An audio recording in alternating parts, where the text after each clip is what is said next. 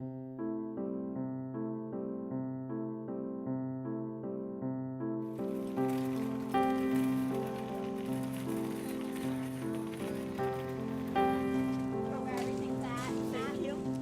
I always do Black Friday.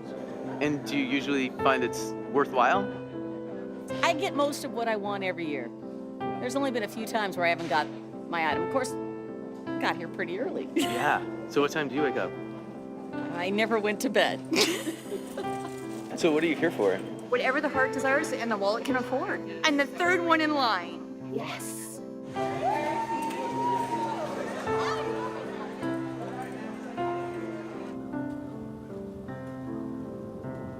See, what I do is I own a toy factory. And at my toy factory, I presently have 860 elves. And they're making toys around the clock, and they want to know what you want for Christmas. I want American Doll. I'd like an iPod. I had a family of about 4 kids, and each one of them wanted laptops. And it's like, my goodness. You guys share? A quiet day would be nice. That's all I'm hoping for. With five girls, quiet day would be nice for Christmas. So now why do you guys wait till, Last minute? yeah, last minute? Sales, dude. It's all the sales. Do you think it worked out? Yeah, No. worked out pretty good today. We went over $300 already, and I'm like, Doesn't matter, $300 nothing. Think about it. 20 years ago, you could find items still made in America. Now almost everything is made in China. Shoes, linens. Try to buy a pocketbook that is not made in China. It's impossible. Kids' books now, printed in China. Speed Racer is a video game for the Wii! And kids' puzzles, Yeah! they're all made in China. An American Doll! Yes, sir! We got American Doll! My American Doll! Oh, my goodness. I told you I'd get American Doll, Daddy!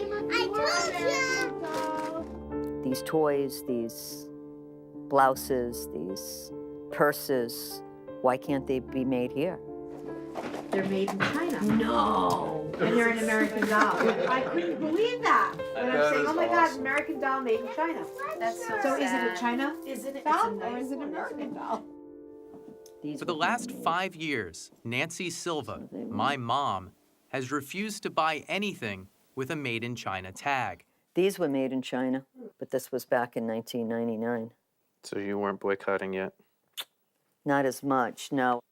You know, God bless the world. It's not just God bless America for me, but, you know, I don't know. You know, I don't think that their working situations are very fair. I don't want to support their economy. Gosh, we owe them enough money as it is. I'm not going to buy anything made in China. Over the years, I gave little thought to my mom's boycott. It wasn't why I first chose to travel across China, or why I then spent more than a year bumming around and bouncing between the United States and the People's Republic. I didn't set out to prove or disprove her position, to find easy ways to be mad at China, or artificial reasons to give it a free pass. And it quickly became clear the relationship is complicated and messy. There's no simple thesis I can take you through on the path to an honest answer. But I did find my mom's boycott to be a strangely useful frame through which to view America and China's relationship. When you tested the weight of every currency flow and jailed dissident, every farmer pulled out of poverty, or factory worker pushed onto unemployment, it revealed some part of the answer to an increasingly complicated question. What does it mean to America to contribute to China's rise? How does it affect our economy? And what does it mean for our values? China is a country without free speech, without democracy or freedom of religion. And it's a country that every day we're making just a little more powerful. What does that mean for us? That's the China question.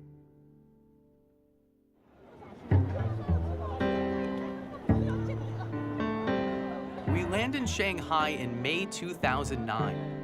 It's just my girlfriend Jill and I, both in China for the first time. Lots of Westerners travel to China, obviously, but we're still a bit of a curiosity to many Chinese. Jill especially, with her blue eyes and curly hair, is always being asked to take her picture with people. My mom's boycott isn't just about trade imbalances and American unemployment. Some of the best reasons to question China's rise are moral, since an authoritarian government controls the media, limits religious practice, and jails opponents of the ruling Communist Party. In our 3 months here, we'll encounter many of these issues. But since China's growing power is the product of its economic rise, we start with a simple question. How exactly does China's export machine work? 4 hours south of Shanghai in a city called Ningbo, Jill and I try to visit some factories, and it turns out to be pretty easy. This is our embroidery factory. When a husband and wife team opened Fuyada Clothing in 1996, it was just a small shop. But today, their son runs a mini empire. Now my factory has 1,200 workers here. The workers have come from all over China to cut, sew, and embroider the world's clothes. 他们是当然是希望我们待在他们旁边，在家里找工作咯。但是我们还是喜欢在外面一点，外面工资比较高一点。 Yu Meihua's decision has been replicated by millions of other poor Chinese, providing the fuel for a manufacturing engine that is incredible to witness. Just outside most major cities, especially here along their east coast, are giant commercial zones, rows of factories making whatever needs making. Many were started like Fuyada, not with a bank loan, but with money borrowed from friends and family, as China's export boom took off in the mid-90s. At that time, the profits really, really good. The profits will be 50%, 60%. But profits that good couldn't last. They were pushed down by increased competition and then cut further by trading companies and other middlemen who take a big cut to match factories with foreign buyers. Actually, they take the most profit. Then they take the profit better than the factories, actually. Yeah, but factory do the most work, you know, so it's not fair, you know. I'm just feeling it's not fair.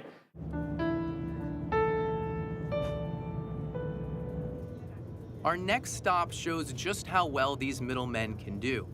Just off the booming East Coast in a city called Yangzhou, we meet a woman named Shen Laxia. Like many Chinese, she's given herself a Western-friendly name. But instead of Laura or Amber, the name Shen Laxia has given herself is Dollar. Where did you get your name? 因为我喜欢钱啊，喜欢美元。 She makes it working for a company called Alibaba. 阿里巴巴是一个贸易平台，也是一个红娘媒婆。 Alibaba isn't a trading company, but another kind of middleman, providing a business-to-business link between factories and foreign buyers. If you need 10,000 yellow toothbrushes, you can probably find your factory at Alibaba.com. But the service isn't cheap for factories. A listing costs at least $3,000, and a decent part of that fee goes to Alibaba reps like Dollar, who can make as much as 10 grand a month, if only they find enough customers. 为什么不考虑直接跟老外做呢？我们只是因为怎么讲呢？因为我们比较，而且这今年呢又是金融危机，我们也不想。因为像现在的话，其实做直接外贸就是海外的客户啊，他们更希望找到直接的工厂。 But if Dollar spends 1 minute telling factories to seek out buyers directly, she spends the next helping trading companies like this Alibaba customer look less like middlemen. 现在进出口公司，但是因为现在很多进出工厂，它也有进出口公司部门，进出口部门，对，所以你要告诉他，我们是有自己的工厂的，就是说肯定是有优势的。 How well does the export machine work? Every day, China sells $1 billion of goods just to the US. That's 4 times as much as we sell them. But this isn't the first time China has enjoyed a large trade surplus with the West. In some ways, it's a replay of the late 18th century. China was beginning to emerge as an exporter of a limited range of traditional goods, silks, porcelains, and things like that. But Western businesses were frustrated by their inability to find anything to sell to China. They want to sell something to China, as Americans today want to sell something to China. But China's consider that my stuff is good, your stuff is not good. So if you want to buy, free. You have the freedom to buy, I'm happy. But since your stuff is not good, I have no interest in buying. In 1793, Britain tried to change that, sending the Earl of Macartney to Beijing in an effort to liberalize trade. Amid cultural misunderstanding and mutual hubris, the meeting went badly. The emperor wrote back to King George, "As your ambassador can see for himself, we possess all things. I set no value on objects strange or ingenious, and have no use for your country's manufactures." But the emperor's timing couldn't have been worse. Though China was probably still the world's richest country, the West was about to catch up. Here in Pawtucket, Rhode Island, in that very same summer of 1793, Samuel Slater was busy building America's first textile factory. That was the original structure right in here. 6 windows wide, 2 stories tall. America's Industrial Revolution, like China's current boom, was made possible by intellectual property theft. Slater stole his techniques from England. But the real loser in 1793 was China, who shut itself off from the rest of the world and missed the revolution altogether. For Western countries, this is a time when their economies really take off. It's the first great economic boom. So they become richer. But China not only doesn't become richer, actually by many estimates, it actually becomes poorer during the course of the 19th century. But the greater insult came not long after, when the British finally found a product they could sell to China. The key commodity that the British East India Company found to break into the Chinese market was opium. And it was the Chinese attempts to prevent the sale of this commodity that led to the first direct clash between China and the West. Here in Humen in 1839, more than 1,000 tons of confiscated British opium were destroyed in these massive pits. So we did the rightful thing, and we stopped the British way to balance the trade. Today you have WTO. That time, no. Gunboat diplomacy. But after centuries of turning inward, China lacked the guns or the boats to compete with the British Navy, who responded to the lost opium by declaring war, quickly winning, and taking as a prize 5 trading ports, including a small town at the mouth of the Yangtze River called Shanghai. What do you think of when you think of China? They're very smart people. They're really pushing their industries very hard, burying the United States. Think about China? I don't know. I don't know much about it, I guess. China, yeah. What do you think of when you think of China? A lot of people. Inexpensive knockoffs. Bad products. So where was your hat made? Let's see. I have no idea. Made in China. Where's my hat made? In China, probably. Yeah, made in China. Where was my hat made? China. Where was your hat made? Have no clue. China. Many don't mess with Texas hats, and a lot of other familiar lids are made here at a company called Capsland in Yangzhou. It's owned by a husband and wife team who today are testing out their new embroidery machine. Just arrived at the factory this early morning. Since China makes more than it buys, they manufacture lots of things almost no one in China uses, like baseball caps. Do you wear caps? Almost never. The Capsland sample room is filled with familiar logos, since most of their business comes from filling foreign orders. But the first hats on the new embroidery machine are from a fairly obscure brand called Soulfire. What is Soulfire? It's an extension of my artwork. It was started by Brendan Murphy, an artist by trade who says he just had a good feeling about John when they met at a trade show in Las Vegas. His experience starting a new clothing line shows both why Americans choose to manufacture in China and what they have to deal with to make it work. If you leave one detail out, that's what they don't do. There's no feel to it. Like you say, well, why would you make the flame the logo that big? Like, don't you see that they don't see, they just do it. So as a creative person, you get the sense that there aren't a lot of creative people on the other side. No, not at all. It's amazing, not at all. There's no creativity at all. So how much of a downside is this? There's language and distance. Price is incredible. I pay 93 cents a hat. I sell them for 20, 25. How about just that it might be nice to source from an American company I as do. an American? I do. And it's not easy. They close on Thursday. They go home early on Friday. They're back ordered. They send me the wrong stuff, I'm telling you, I've had more problems with U.S. companies. And I want to make my stuff here. Capsland doesn't have trouble staying open since workers live in company dorms and are paid by the piece. China's great skill is in labor-intensive final assembly. They take raw materials and components from all over the world, put them together, and ship them out. So even though it says made in China, Capsland hats may be made of Vietnamese fabric and American cotton. The equipment used at Capsland, including that new Japanese embroidery machine, is mostly foreign too. Where does the machine come from? Korea. Korea. Made in Korea. But assembly is completed here because of China's unique combination of ultra-modern infrastructure, an array of government policies aimed at promoting exports, and the world's largest pool of cheap labor. What do you hope to achieve by working here? 我只希望在这里能够拿到自己满意的工资就行了。我不想抱望太多的希望。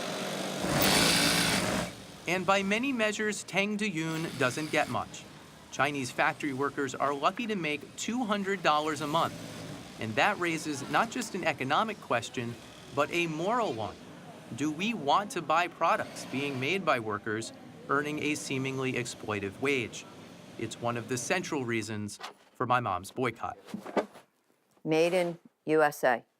I think that the workers in China are being paid minimum salaries, and they're being told, this is a good job that you have, okay, this is good money, and it's not really, okay, and they're working their butts off. Why would I want to move to Shanghai to make $200 a month? Because it's so much better than what you'd have staying at home and making the equivalent of $50, $60 a month, if even that, as a farmer. Just how different is the Chinese countryside? As Jill and I leave the coastal megacities, the skyscrapers disappear in an instant. It's the greatest contrast I've ever seen between the almost futuristic urban areas and rural villages that could pass for the 19th century. Since leaving the big cities, we've also found more of a language barrier.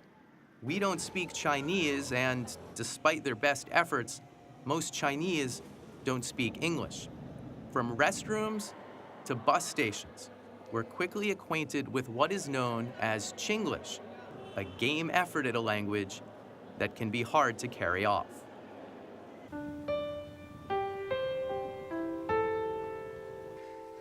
In villages like Yuanyang, there is little to do but work a rice terrace and not many farmers left working them. On the road between villages, we met these men sitting on a postcard-worthy hillside as their livestock below found lunch.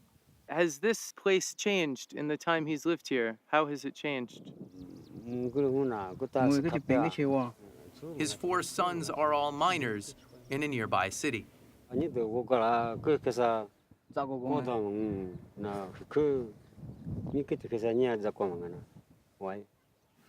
The lure of city jobs has spurred the greatest urban migration in human history. In 1990, only a quarter of Chinese lived in cities. In the last 20 years, that number has doubled. Just about everyone still in the villages is either too old or too young to work. Why have they stayed behind? Well, they've been left here by a piece of Chinese bureaucracy, a government-issued ID called the hukou that binds rural people to their place of birth and has also played a little-known role in China's manufacturing rise. The hukou system simply means household registration, but what it really stands for is the division of society into two completely different kinds of citizenship.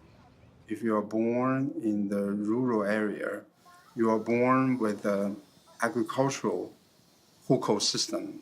If you are born in the city, you are born with the urban hukou. The difference between the two systems is huge. With the urban hukou, you are entitled to low cost or even free education for your children and some health care, relatively free. You are also entitled to high earning jobs in the urban areas. In the agricultural hukou system, you have none of that. Even after you move from the rural area to the urban area, your legal registration system goes with you. You can't really change your legal registration system. That means migrant workers aren't equal residents of their new city. Their children can't go to school here, the workers can't afford medical care. So that also means the costs of those basic social services, things that most countries provide, like public education, don't show up in the price of Chinese goods. In the long run, clearly this is not a viable system. But it helps explain why the labor is so cheap. It helps explain why the labor costs are so low, definitely. And there's one more factor affecting factory wages. China needs to create 25 million new jobs every year just to keep pace with its ballooning workforce. When President Bush asked Chinese President Hu Jintao what keeps him up at night, Hu said it was the pressure to create all those jobs in order to ensure domestic stability. To create jobs, China must remain the world's workshop, which means it must keep winning on price, which means low wages. The jobs push is also why China insists on keeping its currency weak. A stronger yuan would give Chinese workers more purchasing power, but it would also make Chinese exports more expensive, which could lead to mass unemployment. So for the Chinese government and most Chinese workers, $200 a month jobs are the least bad choice. Many of the export factories can legitimately be labeled sweatshops. People bunk in dormitories, they work long hours, they work hard. They don't make very much money by our standards. Yet even so, those people, if they're not subject to out-and-out abuse by the bosses, then they typically report that they're better off working in those factories than they were back home on the farm.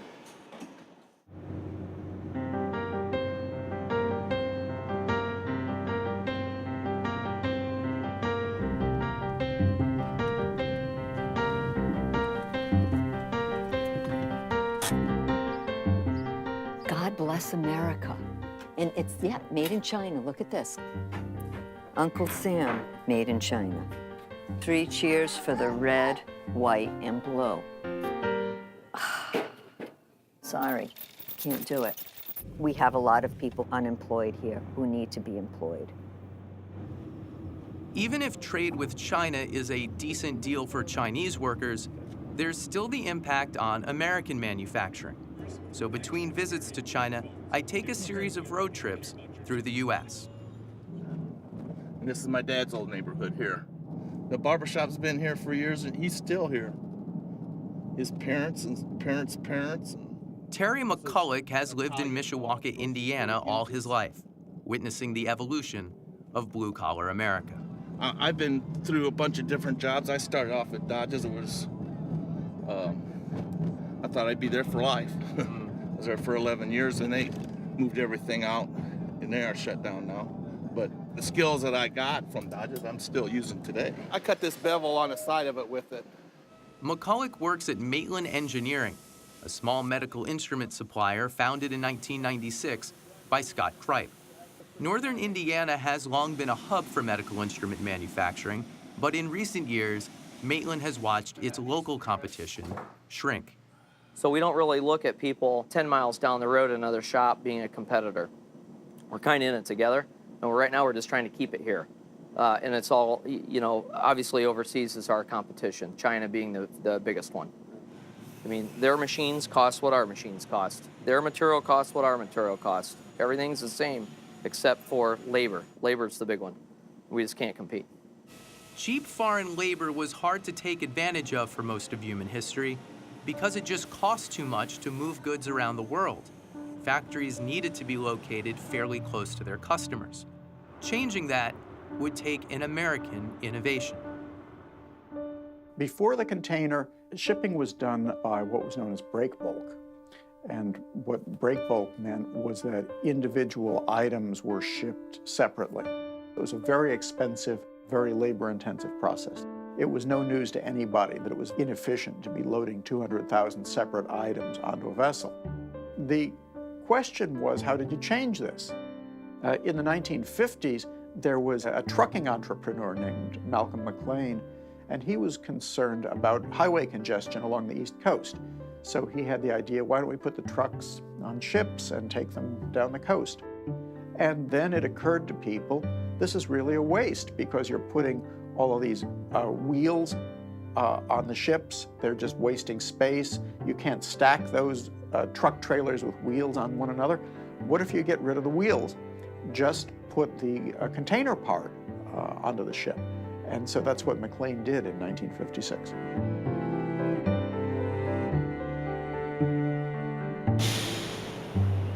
Right now we're driving in Port Newark, New Jersey, which is in Newark, New Jersey. As you can see to my left, we have a train passing us that's probably approximately 2 miles long. Tires, clothes, TVs, computers, cars, you know, anything. Anything you could think of. It's definitely a big part of the American economy is importing, so yeah. We have a lot of stuff. You would still have had growth, you would still have had trade without the container, but the container really reduced the importance of transport as a cost factor. So manufacturers were really able to make their decisions about where to put a factory based on other considerations. The timing was good for the opening of China.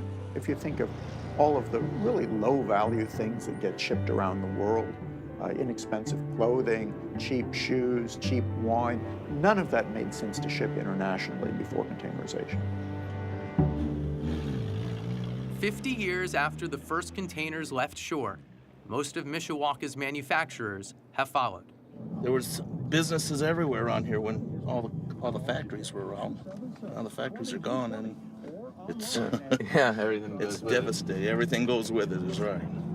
What's left are jobs that are hard to move offshore. Maitland's medical instruments are subject to rigorous FDA standards that are a barrier to foreign factories. And McCulloch's friend Mel Slitz inadvertently hit the Mishawaka lottery 27 years ago when he got a job making Jeeps. There's kind of resentment around this town against AM General a little bit, you know, there is. Why that? Just because we're working and, you know, a lot of them aren't, you know. AM General is the maker of the Hummer and several military vehicles. And since military equipment generally must be made in the USA, AM General is still manufacturing here. Really, AM General's the only major manufacturing right now, you know, I mean, except for the steel plant, you know. I can't think of too many more. There's absolutely no question that the blue-collar American workers are losing. There's zero doubt. Everybody knows that. If American workers are losing and Chinese workers are just getting by, who's benefiting from U.S.-China trade? Certain observers in both countries say the main winners are the big companies buying and selling these goods, with many in China complaining that only a tiny percentage of the value of made-in-China products ends up in China, since most of what they assemble is made for and then sold by foreign companies. In the U.S., some see these outsourcers expanding their profit margins by eliminating American workers. There's no doubt that the biggest American beneficiaries, in fact, I would argue the only American beneficiaries from the current and recent U.S.-China trade relationship, have been big, outsourcing-focused multinational companies who have recognized that producing in a very low-cost, very lightly regulated country like China for a very pricey market like the United States is a great way to expand your margins and profits. It's a no-brainer. That's a completely one-sided view that utterly doesn't capture the essence of the relationship. For instance, if we look at, say, laptop computers are incredibly cheap, and they're all assembled in China. We benefit from the cheap product. We also benefit from the fact that many of the companies are headquartered in the United States, and so their profits and their high-income earners are also located in the United States, so we benefit from that. Now, if you don't care about U.S. corporations and you don't care about cheap goods, then you can say the U.S. doesn't benefit from this system. So one of the things that bolstered American living standards over the past 10 or so years was that Chinese stuff was so cheap. And when you went shopping, you were in fact benefiting from the extraordinarily low price of Chinese labor in the factories of Eastern China. Neil Ferguson is an economic historian at Harvard who in 2006 coined the term Chimerica to describe the unique economic relationship between the two countries. The Chinese did the exporting and the United States did the importing. The Chinese did the saving and the Americans did the spending. The Chinese did the investing and the Americans did the consuming. It was very lopsided. A bit like one of those marriages in which one partner does all the shopping and the other does all the work. And for 10 years, this was a pretty happy marriage. From the American point of view, it was a pretty neat deal too, because China ended up lending the United States a staggering amount of money. Now, you might ask why a rich country like the United States would borrow money from a relatively poor country like China. And the answer is a rather interesting one. In order to make their exports super competitive in world markets, the Chinese consistently have been intervening against their own currency to stop it appreciating. And that means they sell their currency and they buy ours. That dynamic had two important effects for American consumers. The influx of inexpensive Chinese products made life here cheaper. We could buy more things even if we weren't earning more money. For the median household, their real disposable income wasn't going up very much at all. But stagnating wages didn't hurt at first because we could also borrow more. China's need for dollars to intervene in their own currency pushed down long-term U.S. interest rates, making loans here super cheap.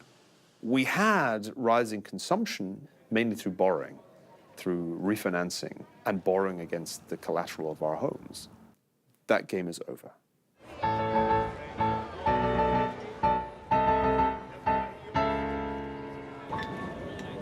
What do you think of when you think of China? Oh, no.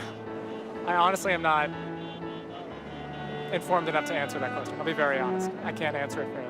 What do you think of when you think of China? General Tso's chicken. Communism. A growing economy, basically.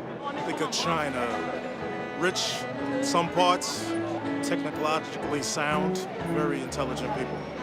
Do you know where your hat's made? You want me to check? Yeah. You know, it doesn't say. Probably China. It's a knockoff. It's made in China. No, actually in the U.S. Made in the USA. Made in the USA. Made in the USA. Fantastic. Made in USA. How do you like that?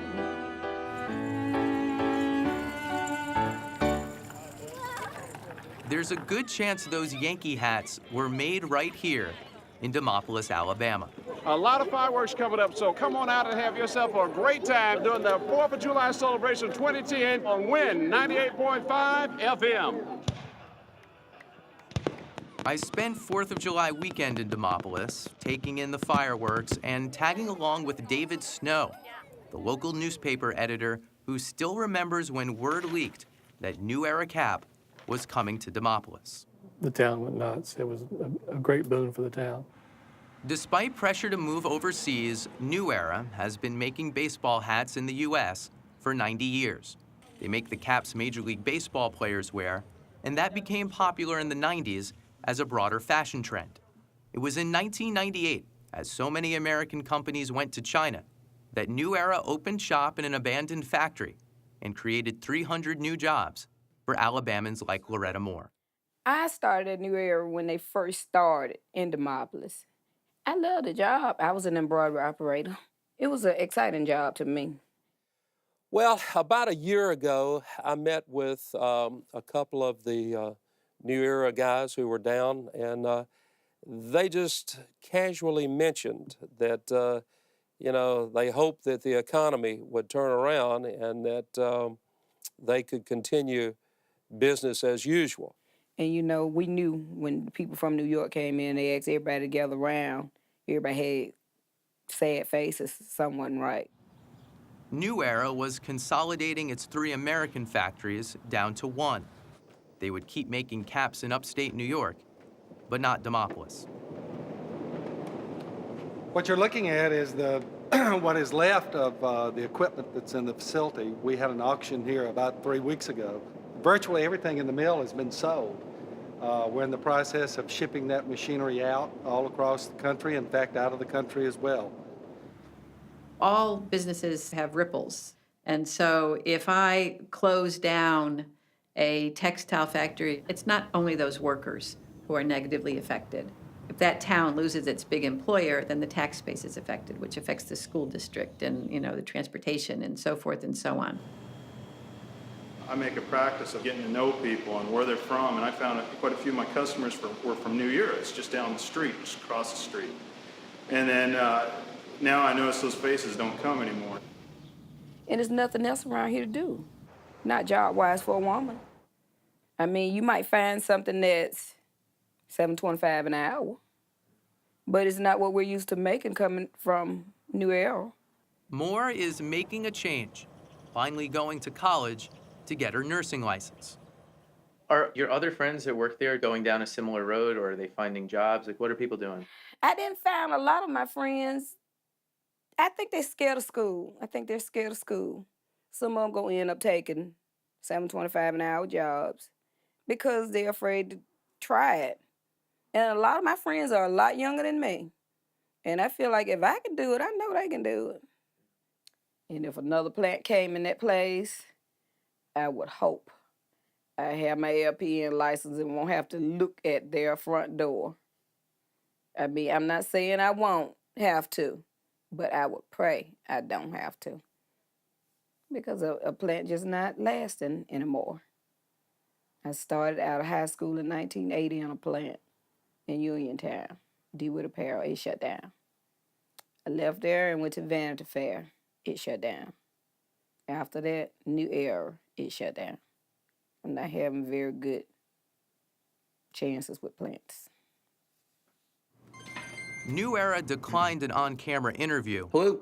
Hey, Brooke, it's Paul Gallagher at New Era Cap. But over the phone, Hey, their how you doing? Thanks for spokesman giving me a call. emphasized that the closure was the result of decreased sales. One of the questions that you asked Alvin has us a tiny bit concerned about whether you understand really what happened in Demopolis.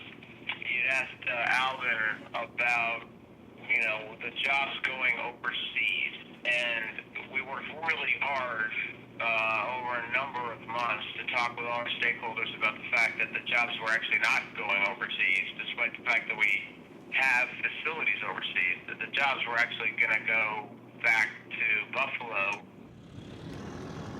While many New Era caps are still made in upstate New York, we found another factory along China's eastern coast making millions of New Era's caps.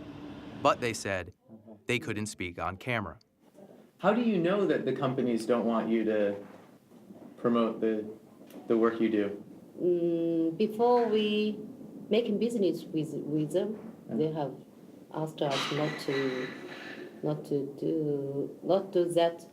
Just don't advertise that you make their products. Yes. So I think this is also the necessary things for us to keep the secret for them. Yeah.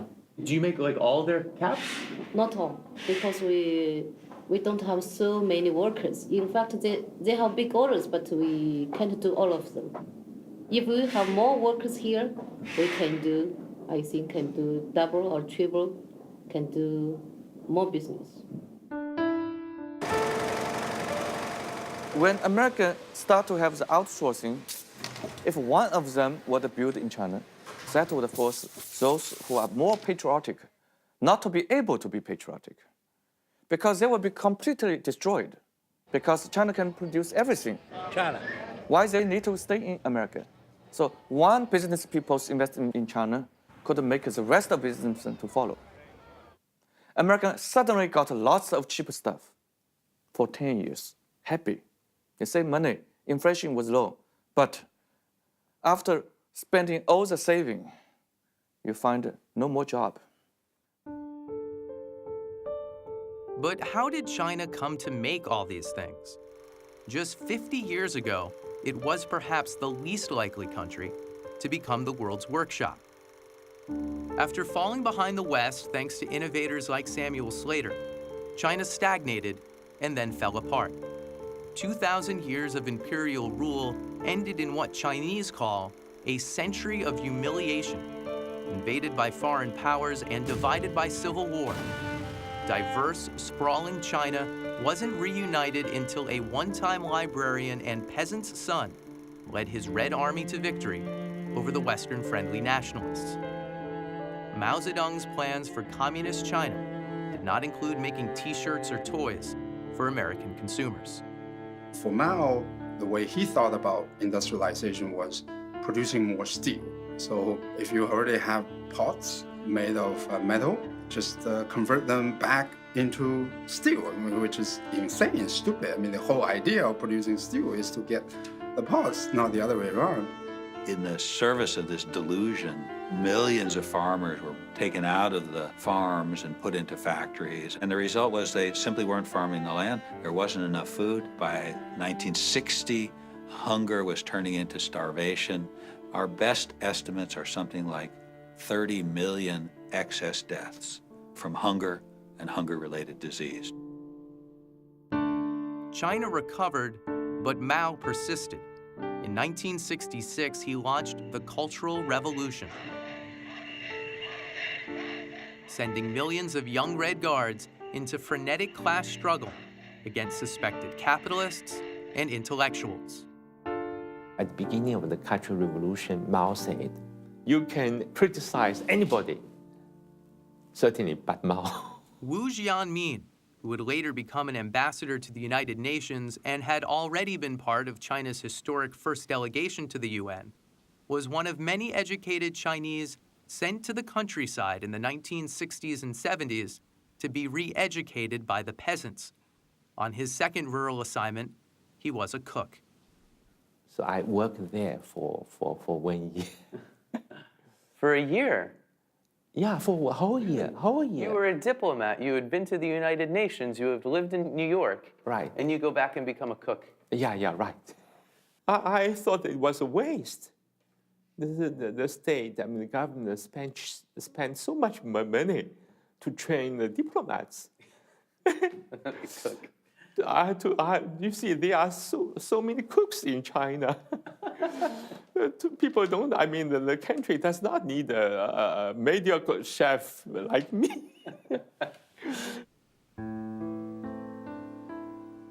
After the Cultural Revolution and after Mao died, Deng Xiaoping recognized that people were pretty disillusioned after the Cultural Revolution. So Deng Xiaoping decided that he couldn't use ideology the way Mao had. What he had to do is deliver the economic goods to the people. Usually in the West, people think about China, Chinese politics, they say Deng Xiaoping. Yeah, so there's one person there. Deng Xiaoping definitely was a very powerful politician. But in terms of economic management, it was not in his hands. It was really in the hands of a man called Zhao Ziyang. And Zhao Ziyang tried to find a way to introduce reform policies that would, on the one hand, work economically, but also on the other hand, satisfy the elders who were, in a sense, looking over his shoulder. He also seems to become radicalized. He sees the success of market-oriented reforms in the countryside, and he becomes more committed to transforming China's economy. The reforms Deng Xiaoping and Zhao Ziyang launched have lifted 300 million people from the worst forms of poverty. But economic development has not been matched by political reform in China. The Communist Party still controls the media, still limits religion, protest, and free speech. It would be impossible to monitor 1.3 billion people. But by zealously repressing a small number of vocal critics, the government encourages everyone else to keep quiet. The country we owe the most money, the country from which we buy so much of what we own, embodies values that for generations, America has fought against. Welcome to the flag lowering ceremony on Tiananmen Square. This is an announcement from Tiananmen Police Station. On a Wednesday evening in Beijing, Jill and I meet a friend of a friend at an upscale bar. He's a Chinese journalist, and he arrives late. He's spent the day learning from government officials what stories he should cover, how he should cover them, and what he should avoid. In recent years, these directives have periodically leaked, making it clearer just how much influence the Chinese government has on what the Chinese people read and watch. There isn't just one reason, is there? Made in China, and my reasons grow more and more every day. They're made in the Philippines, not made in China, and they're only $17 a basket. For my mom, human rights issues in China are as big a factor in her boycott as economic concerns, creating a list of grievances that range from the trade imbalance to the oppression of Tibetans. Like if just one of those things I saw there was a change, if I saw the Chinese people actually want to sit down with the Dalai Lama and talk with him about what they might like to accomplish, because I think that he is a reasonable man. So when they say the crazy things that they say about him, what I think are crazy, and when they portray him to be this kind of lunatic, that saddens me. But even if they know China isn't a truly open society, most here have adapted. I asked Dollar's driver, Susu, if the censorship bothers her. It did before, but now I feel okay. Why? I was younger before. I got used. You got used to it? Yeah. So you don't like it, but it's okay? I can't change it, so it's okay. Jill and I spent several days watching Dollar work, but we were much closer to Susu, who let us crash at her apartment and showed us around at night. Oh, I lost. She had a big lead, and then I think she got overconfident. Go away. For better or worse, Susu seems to lack Dollar's headlong pursuit of money. Do you think Dollar is unusual, or are there many people like her? There are many people like her. Yeah. So I am the unusual one, right? Like if I was her, I would switch my mobile off.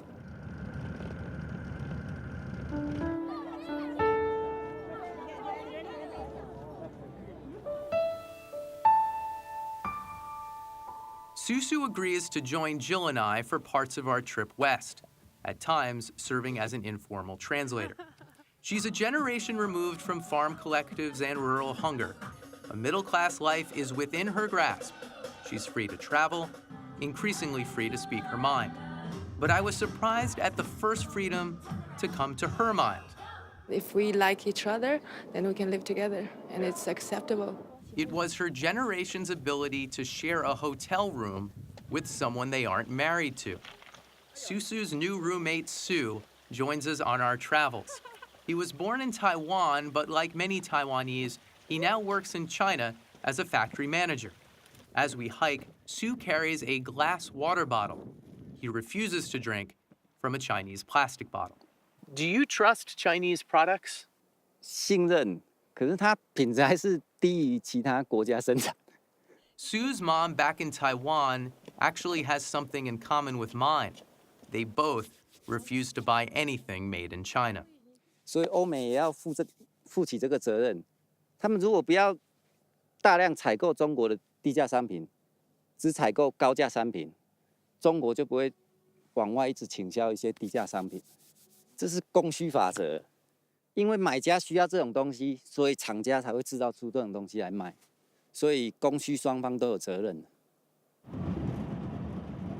We keep heading west, passing remnants of the Great Wall, on one of those sleeper buses designed with just enough room to not quite let you lie down. We've been driving through the desert now for over 16 hours. We haven't stopped for food. I think these guys are digging up food.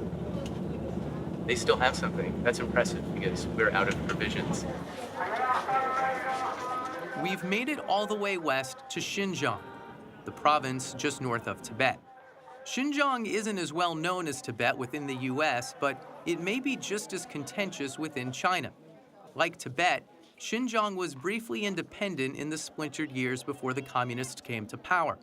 And today, the Muslim majority, an ethnic group called the Uyghurs, is often at odds with the Han Chinese government.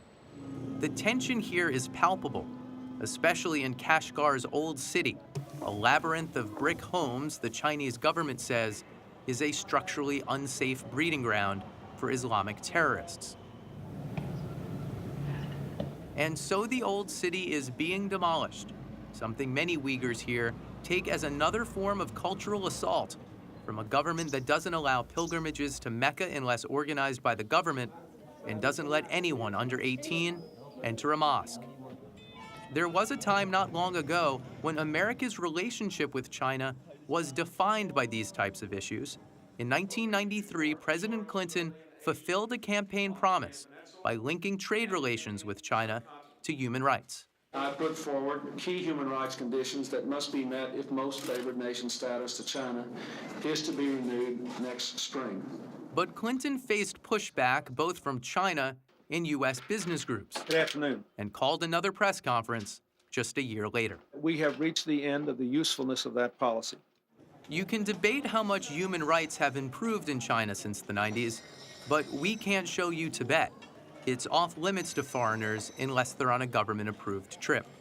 Even here in Xinjiang, though, the situation is complex. Go back to your seat. The changes to Uyghur life are more than bricks and mud, and not always involuntary.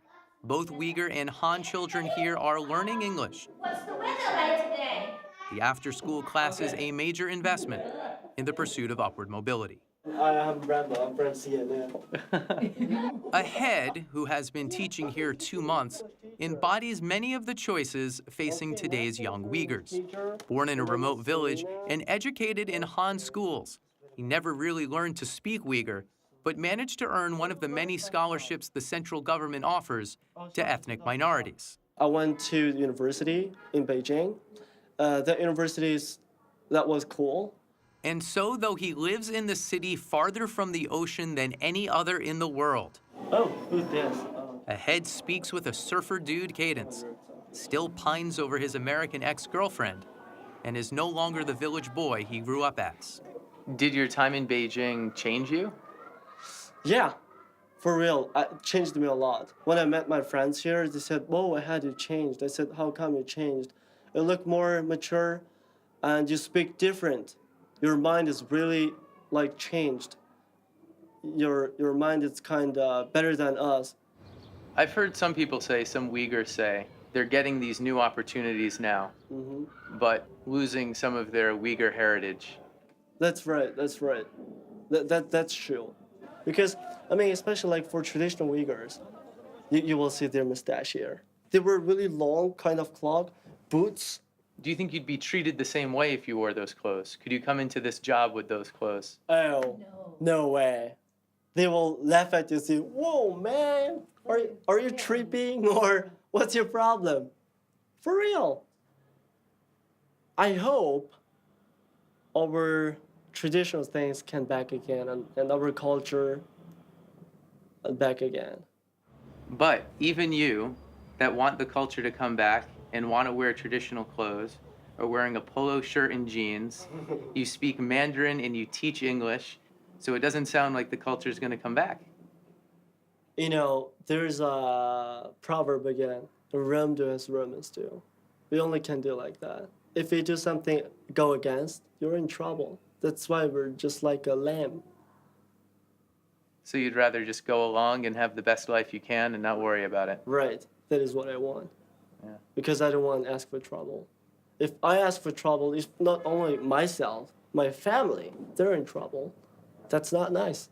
On the day Ahead and I sat in that classroom, much of the world was thinking of China, and I wondered if he knew why. Do you know what today's date is? Yeah. I just asked just now. It's June 4th. Yeah. Does that date mean anything to you? No. No, it's really normal day. Is there something really different? I don't know. Yeah. Oh, I thought maybe you were just saying yes, I don't know, but really you do know, and you didn't want to say. Oh, for real? I really don't know. Yeah. I really don't know. No, an important thing in Chinese history happened 20 years ago today. Oh, no. I'm not good at history. What happened? During the 1980s, Zhao Ziyang was maneuvering to allow the development of a new kind of economy, a new kind of society in a way as well. And on the economic side, this would create cycles of inflation and cycles of imbalance, since we were moving away from such a distorted system to begin with. One of those cycles corresponds with Tiananmen. You had what we say is a shorthand pro-democracy demonstrations, but they were demonstrations over corruption, over inflation, and over other failures of the government, not just in Beijing, but more than 130 cities throughout China. And this went on week after week after week and led to more demands. This was very threatening, obviously, to the Chinese Communist Party. You saw millions of people sweeping down the Avenue of Eternal Peace into the square with a kind of ebullience and kind of a sense of complete freedom, and with the media publishing everything, no restrictions. It was very hard to imagine that the party could get this genie back in the bottle. Very hard. Leaked documents show how it was done. On the morning of May 17, 1989, here at Deng Xiaoping's private residence, a handful of China's top leaders met to determine the course of their government. The leadership of the Communist Party split on how to respond to this crisis.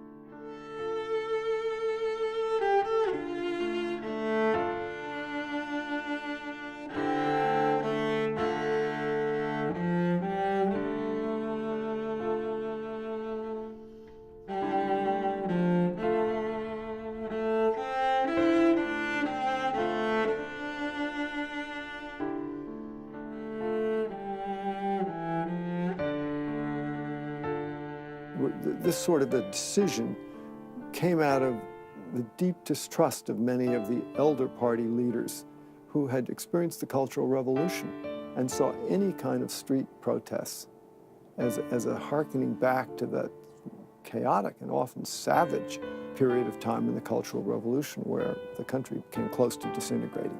And so Deng Xiaoping, who was ostensibly retired, overruled the lieutenant who had helped him transform China's economy. As martial law was declared, Zhao Ziyang's final public act was to visit the protesters in Tiananmen Square. Zhao Ziyang came out and said, you know, you better go home. And of course, people couldn't hear it, didn't listen. I mean, he was right. He knew what was coming. The People's Liberation Army swept into Beijing from the west. And so they marched into the square. By the time they got to the square, most of the bloodshed happened outside the square. When they got to the square, students were allowed to leave, and they did. And thus, it came to a rather tragic end. There is, of course, no mention of the anniversary on Chinese state television. No debates over whether 200 people died that night or 3,000. In fact, today, many young Chinese have never heard of Zhao Ziyang, who spent his last 15 years under virtual house arrest. General Motors have taken a key step in its bankruptcy proceedings. A top news story on June 4, 2009 is the announcement of a Chinese company's purchase of the Hummer brand, along with a promise to keep making Hummers in Mishawaka at least through 2011. Some of the systems are the same. On the anniversary in Xinjiang, Susu and I were translating some interviews I had shot. Oh, let me ask you a question. Okay. Do you know this photo? Is this a famous photo? No. Have you ever seen it before? No. Really? Maybe I can remember. Tankman of Tiananmen. When was it? It was 20 years ago today. 20 years ago today. What's happened there? By the morning of the 4th, the square had been cleared and few images of the bloody night had emerged. But a day later, on the 5th, a column of tanks left the square, heading east on Chang'an Avenue. And this one man stood in front of the tanks and made the tanks stop. What he was doing there? No one knows. No one even knows who he was. But he was on the side street, and then as the tanks came down, he stood in front of it. So what's after? The tank drove over him? Or? No, the tank tried to go around him, and he moved so the tank couldn't go around him. And then finally he got up on the tank and talked to the people inside the tank. Okay. And then he got down and some people took him away, and no one ever saw him again. You didn't know that today was the anniversary of that? No. I have no idea. It's June, the 4th of June? Yeah. The Chinese government has created its own version of history and skillfully shields even educated English speakers like Susu from outside information. Mentioning Tiananmen in this film means it will be banned in China, and it's possible I won't be allowed back in the country. The front line in this information battle is, of course, the internet, where sensitive topics are censored, and social media sites like Facebook, YouTube, and Twitter are shut down altogether. Oh, you tweet? Yeah. But Twitter doesn't work here. Yeah. Jack has found ways around China's internet censorship. A computer-savvy college freshman, he wasn't even born in 1989, but he knows about Tiananmen. Chinese internet users can get around that great firewall with a proxy server. So if I want to open a website has been blocked, I will turn on the policy. But it's an option few use or even know about. Last night you seemed to be saying that the people who don't know about it, it's their fault, that they're too lazy or too dumb to find out. Yeah, I can't think so sometimes. But I think the big mistake is made by the government, and they're doing really well to fool people. Back in Beijing, I met with public policy professor Cui Zhiyuan for perhaps the most challenging and certainly the longest interview I've ever done. For 2 hours and 4 minutes, his elliptical answers invoked everyone from Nietzsche to Sarah Palin, until finally we came to the ultimate Chinese taboo. Because it is true that today in China you do not see people to talk about Zhong Force in '89. But it isn't exactly censorship, he says, but a don't ask, don't tell style gag rule. And anyway, it's not much different than an episode in American history that most Americans don't know about. I think 1931 or 1930, there was a big demonstration by the retired U.S. military soldiers in the Washington, D.C. They occupied the square before the Congress for more than 1 month. The Bonus Army camped in Washington in the summer of 1932. They were World War I veterans, tens of thousands of them, seeking immediate payment for their service during the worst of the Great Depression. When they refused to leave, George Patton and Dwight Eisenhower helped General Douglas MacArthur force them out. And in the end, they did use tank. 1,500 men of the regular army answered the president's call. And the exact number is still disputed. It's more than 10 people has died during this process. But my point is, today, almost all Americans doesn't know about this. So this is actually is not a justification for either events, right? But I think both for individual or for a whole country, sometimes for the health of the individual and for the health of the whole country, you need to have this active forgetting. Cui says while there are a handful of taboos, almost everything else is up for discussion on China's freewheeling internet. So that's, I think, the major source of conflict between China and the West is that because most of Western people believe unless you talk about the joint force or Taiwan, Tibet, then China has no freedom of speech and freedom of information. But if this is Western's definition of freedom of speech, and then, of course, they will lead to the huge conflict. There would always be the argument from my friends, well, look what we have done to other countries and other people. But I think that our idea about human rights and civil rights expands. We're not as fearful as the Chinese government appears to be. I wonder what they're afraid of. Afraid to the point where I think they don't speak the truth about what they're inflicting on to other people. So they have to make stuff up about it. And that there just tells me, that implies that they think that they're doing something wrong. The wall encircling modern China is different than the one built to keep the Mongols out. It's different than the isolationist shell Lord Macartney found in 1793. Today, China is divided from the West by fundamentally different forms of government, and enforcing authoritarian rule in an information age has compelled China to create this new kind of wall, to slow the exchange of ideas that could destabilize their government. But cutting itself off from the global flow of discussion and innovation could be what ultimately holds China back. In 2010, much was made of Google's decision to effectively pull out of China because of the government's insistence on censoring search results. But Google is just one of many high-tech companies clustered in this science and technology park in northwest Beijing. And it's just one example of the challenges China face as they try to develop a creative economy. In a nearby high-rise, Zhao Keqing has turned a small apartment into his second internet startup. There's still a room saved for sleeping. These people are my co-workers, such a small company. China is now the world's #1 car market, and Zhao hopes to capitalize by creating a used car marketplace on the web. If the idea sounds familiar, that's exactly what Zhao likes about it. He came up with it when he bought a used car in the US, and the dealer told him about AutoTrader.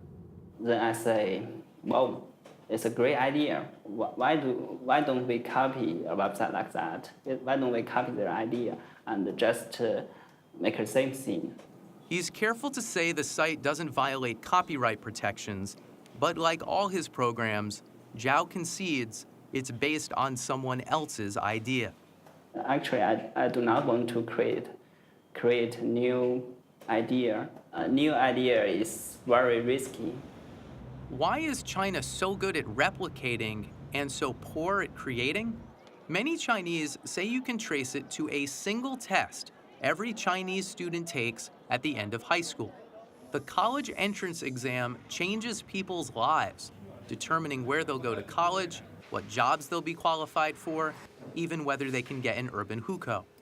With so much riding on the test, preparation is all-consuming, and it lays the foundation for mastery of mathematics and science that produces millions of talented engineers. But devoting your life to a test has side effects, as Frank Huang discovered after studying 16 hours a day for a year. So many years of training, I gradually lost my imagination. I know how to solve a problem given the you know, given the strategies, I can solve it. But I don't know how to come to new things. I don't know how to come to new ideas. This problem with creativity is well known in China, but as they work to reform their schools, they've come up with an interim strategy. Since they aren't good at creating new ideas, they just import them. China gets American technology by offering US companies a sweet deal. The companies are attracted to China both for the cheap labor and the potential of the world's largest market. But in exchange, they must make two compromises. Their Chinese-assembled products must contain an increasingly high percentage of Chinese-made components. The 2 million vehicles GM now sell in China each year must be made mostly of Chinese-made parts. But the second compromise is more profound. A country that has had so much trouble creating new things is handed the blueprints to virtually every item man can produce. When we know how to manufacture, you get a clue how to design. Shending Li, a professor of U.S. studies at Shanghai's prestigious Fudan University, says even American companies like Boeing, who have enjoyed substantial growth thanks to sales to China, are planting the seeds of their own demise. 20 years later, China would probably buy 90% of its aircraft needs from domestic production. So American aircraft business could finish because it's cooperation with China. Because when you cooperate, China gets technology. There are people to substitute America, but Japan is less willing to give competitive technology. America is more confident. America is more innocent. American did not feel the threat that the Chinese creativeness can present a real challenge to America. What time are you supposed to be there? 8:30. 8:22? We're doing okay? I think so. Shit. Whoa. You hit your car? I hit his too. It's fine. I reunite with Susu 9 months after our trip west. She's no longer driving Dollar's car. She's driving her own 518. and racing to her own office job at a company that does much the same work as Alibaba. 外贸业务这块也是您负责的是吧？像吴总，我问一下，就是您之前您公司不是做了那个阿里巴巴吗？ Susu insists she hasn't changed in the last year. She's just in a different phase of life. 优惠的政策想跟您讲一下吧，就是我们到3月底有一个优惠活动会截止。 But it's a phase that, at least in some ways, has changed her. If I knew that you would come to shoot some more stories, I would control myself not to get fatter. I remember the first time I went to dinner with you, with Eric and Dollar. You complained that they were on their phone doing business too much while we had dinner. And now you're the one on the phone. Yeah. And what is your question? My question is, do you think it's any different now that you're the one doing it instead of them?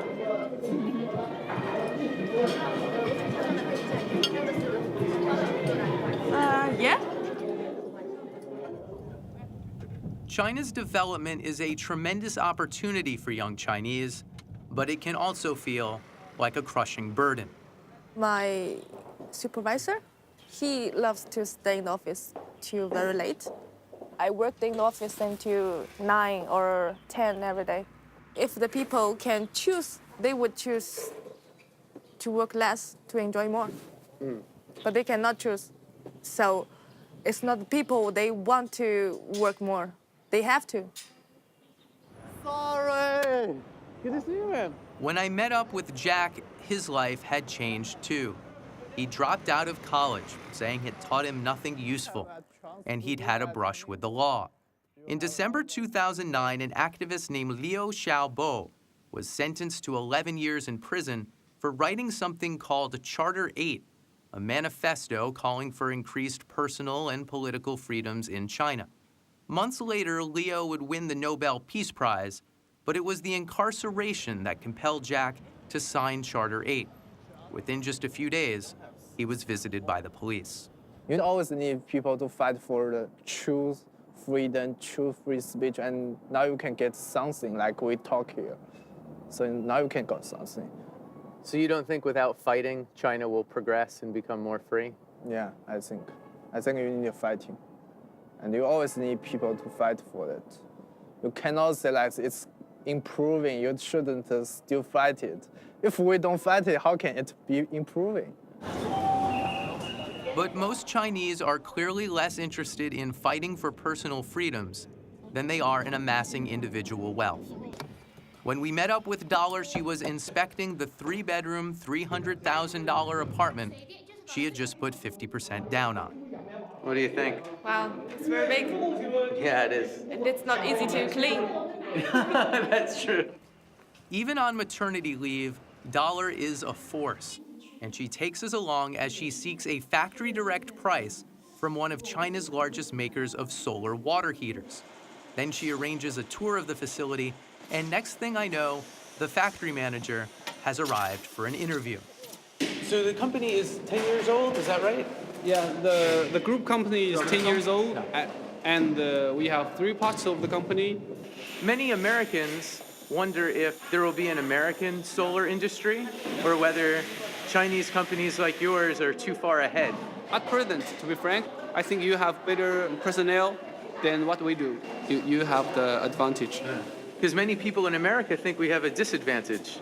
They think we're moving too slow. You have more oil than us. You have not to worry about the energy, but in China we have too much people, so we need to progress the new energy and green energy. Their technology, he told me, is entirely domestic, created in partnership with a Chinese university. Solar panels may not have been invented in China, but by now plenty of Chinese engineers know how to make them.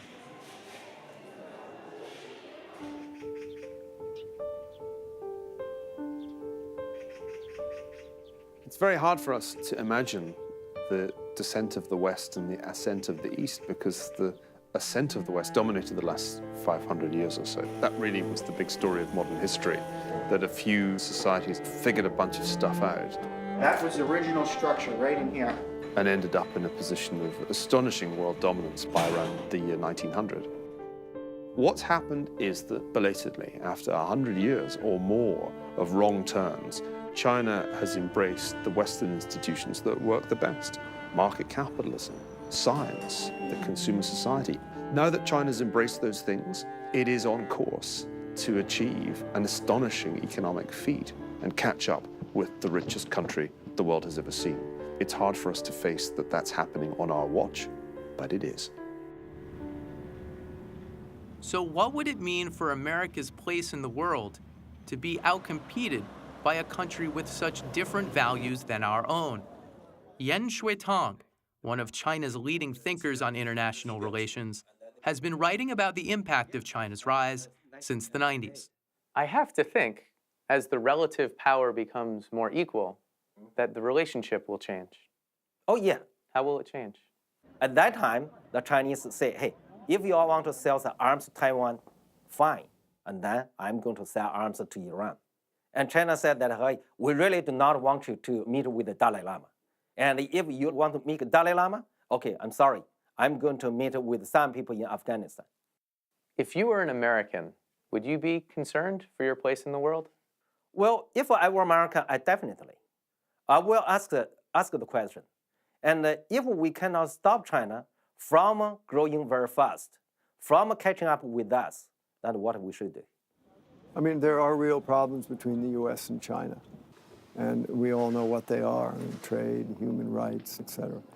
But you can get angry at the Chinese, you can blame the Chinese, you can punish the Chinese. It's not going to stop them. So the question is, how do we best compete with them? We'll have to play our strengths. One of our strengths is certainly research and development. Universities are a key link in that, and yet we don't support them very well. So if you were America... No good choice. No good choice. Your fundamental solution is to develop a next generation of technology that no one else can do.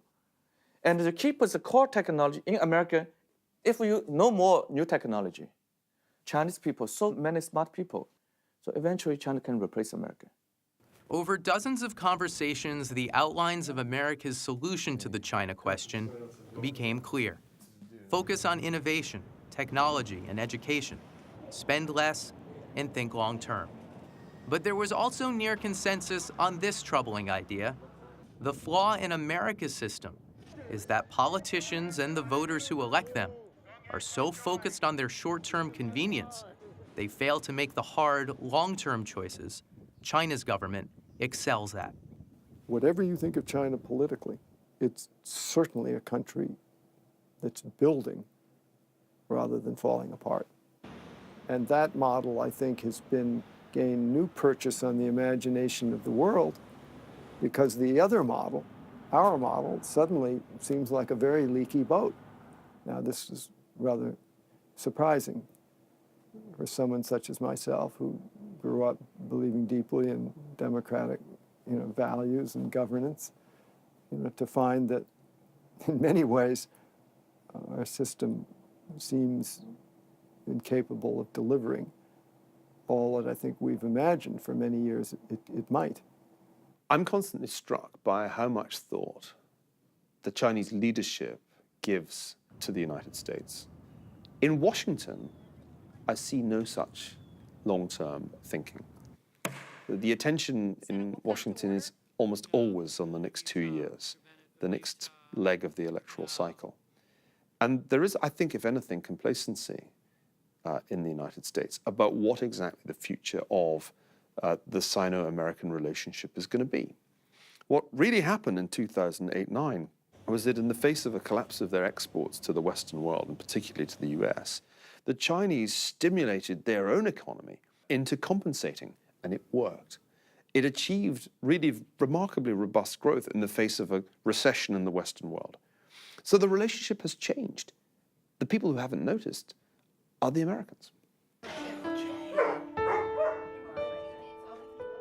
Happy Thanksgiving. How are you?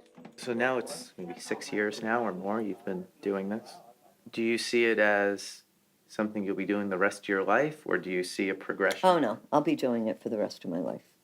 What would you say to people who say no matter what you or some other people do, China is just going to rise economically anyway? I'd say that if you have that attitude, of course it's going to happen. No, my turkey was put away at like 3 o'clock, and I was making plans to be here. Times are tough. Desperate times, desperate measures. You gotta wait outside to save money. I'm not an expert on any of this, but in my world, in my mind, money is power. I'm gonna buy a bracelet for my sister. I'm here to get my mom a GPS for Christmas. If you're the rich country, people owe you a lot of money, you hold a lot of power over them. $60 Toshiba Blu-ray player. A label maker. It's $10. For $10, I will find things to label. The clock is ticking. The clock is ticking because, if we can't do something about our debt, that's a nervous thing. If I let myself start to really think about it, it can make you scared. But if you just say, okay, this is what I'm going to choose to do about this. This is how I'm going to act to try to make a difference. This is the part that I'm going to be able to play, because I don't have control over any of these other things. I only have control over how I can live my life. Where are they made? Of course, my mom's boycott isn't the answer to the China question. Spain. The relationship is too complex. The problem's too difficult. No, they're made in China. Oh my gosh, I really get upset when they do that. Do you see what they do? Spain. But I assumed at the beginning of this project that learning more about China would make her position just seem silly or even stupid. But it didn't. 4 o'clock, the whole mall opens, but 5 o'clock, all the stores open. What seems much more foolish now is how little thought most of the rest of us have given to the decisions we're making. It's worth the lack of sleep to get what you want for cheap. Are we really content to enjoy a comfortable but lower standard of living? You got here 20 hours before it opens. Approximately, yeah. Are we okay with decreased influence in world affairs? Are we willing to concede that freedom of religion and freedom of expression might not be universal values? Or have we just let all this happen out of laziness, out of not bothering to notice? No, a boycott isn't the answer to the China question. But in the greatest country on earth, wherever that turns out to be, certainly someone will have a better idea than my mom.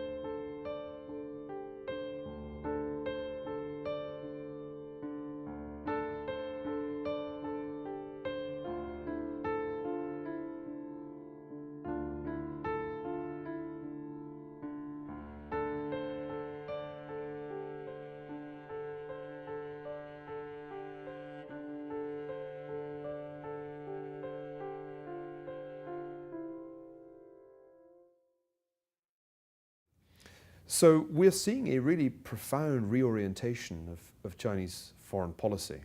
And the only people who don't seem to have noticed this are the people in Washington who just assume that Chimerica is still in business and still a happy marriage. Sometimes that's what happens in marriages. They break down, but only one partner's aware of the breakdown at first. So then what should America be doing with that information? What questions or what thoughts do we need to be having that we're not having? In terms of classical balance of power theory, as China rises to a position of economic parity and then perhaps strategic parity with the United States, we need to contemplate counterbalancing alliances. But I think the options open to us have to include relations with other powers that may prove to be, if not as important as China, then nearly as important. India, for many years, was the bête noire of American foreign policy in Asia. In the 1970s, relations between Washington and Delhi were atrocious. But it makes a lot of sense, actually, for the United States to be in a partnership with India. Not only does India have an obvious interest in avoiding a China-dominated Asia, and remember, these are two countries that have fought wars in the not-so-distant past, but of course India also is on the same page as the United States in the war on radical Islam. So that's one strategic option that's open to the United States. There are a host of other Asian powers, of course, that don't want China to become the dominant force in their lives. Japan and South Korea are countries that owe their stability, their prosperity, and their democracy to the United States. Now, there is pragmatism in Asia. If they see the United States in relative decline, if they see its military engagements in the rest of the world misfiring, if they see its economy in some state of disarray, and they see on the other side a rapidly rising China, self-confident economically, ambitious militarily and navally, then they're going to start asking themselves, which of these two powers should we back?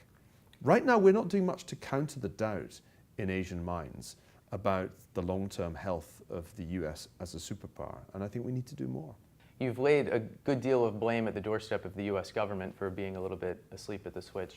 I wonder how much you give a pass to the US consumer, who after all was the one running up these vast personal debts, blowing up this housing bubble. Have they been thinking seriously enough about these issues or not? Consumers don't have a grand strategy when they hit the shopping malls, other than to get value for money. And it would have been strange indeed if, when confronted with the success of capitalism in China, manifesting itself as cheap, more or less workable products in American stores, Americans had said, no, we would rather have the more expensive, not much better American versions. So I don't think one can really be too hard on American consumers. The market, the global market, sent them a clear signal, and they responded to it. We would be making a different kind of mistake if we kidded ourselves that we could solve this problem with protectionism, with tariffs against Chinese products.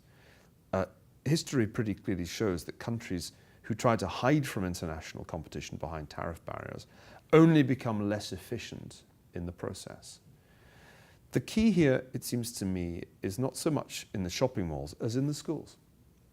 One of the most obvious ways in which the United States lags behind emerging Asia is that we're really becoming less and less good at teaching our kids mathematics and producing graduates in the natural sciences and engineering. China is beating us there, and we can't be complacent about that. I am struck all the time by the drive and competence of Chinese students who come to Harvard. Working in a very different linguistic environment than the one they've grown up in, they can nevertheless more than hold their own. They're often the ones that harvest the A's. I've just been grading papers. It's that time of year at Harvard. And the straight A student of the year for me is a mainland Chinese student. It's phenomenal. The real contest seemed to me to be played out at the level of education, at the level of the work ethic. And right now, coming out of China is the most extraordinary work ethic and an appetite for knowledge, knowledge in particularly the realm of mathematics, the realm of natural sciences, but also in the realm of history, that really one can't encounter anywhere in the Western world. So it's time for China to reconfigure its development mode, to think your mother has made a sense. She cannot change America's fate. But we should not push her to do such emotional things to protect America. We should, out of our own willingness, to produce less for America. So if US would go, to me, no worry, other capitalists will come, they are same selfish. But as soon as they would develop their problem, because the more would be exported to them, their domestically they would have more people like your mother. So that is not China's outlet. China need to think. So China should think we have generated enough, no more. But that does not mean we should earn less. We should earn more. But we have a responsibility in learning America. I have said America has two big advantages. One is its political system. That is to make a decision slowly, but largely make a correct decision. But that does not prevent America even to make a decision slowly and incorrectly, or even quickly and incorrectly. The decision to go to Iraq was made very quickly and incorrectly, in my view. Many American people would disagree. And we should respect America. What is not good for China could be good for America, or could be good for China, but for political reality, we cannot admit and that it's applicable to China today. And the second thing is higher education, to make America educated, to have a sense to respect democracy and the rule of law, to be a good citizen. So Americans largely have been educated to be good citizens. In China, the citizen education has not finished. Therefore, I have more trust than American would have. American would return. After a few years, would return. American, after preparing for the next generation of technology, American would leap again. American is in a low area.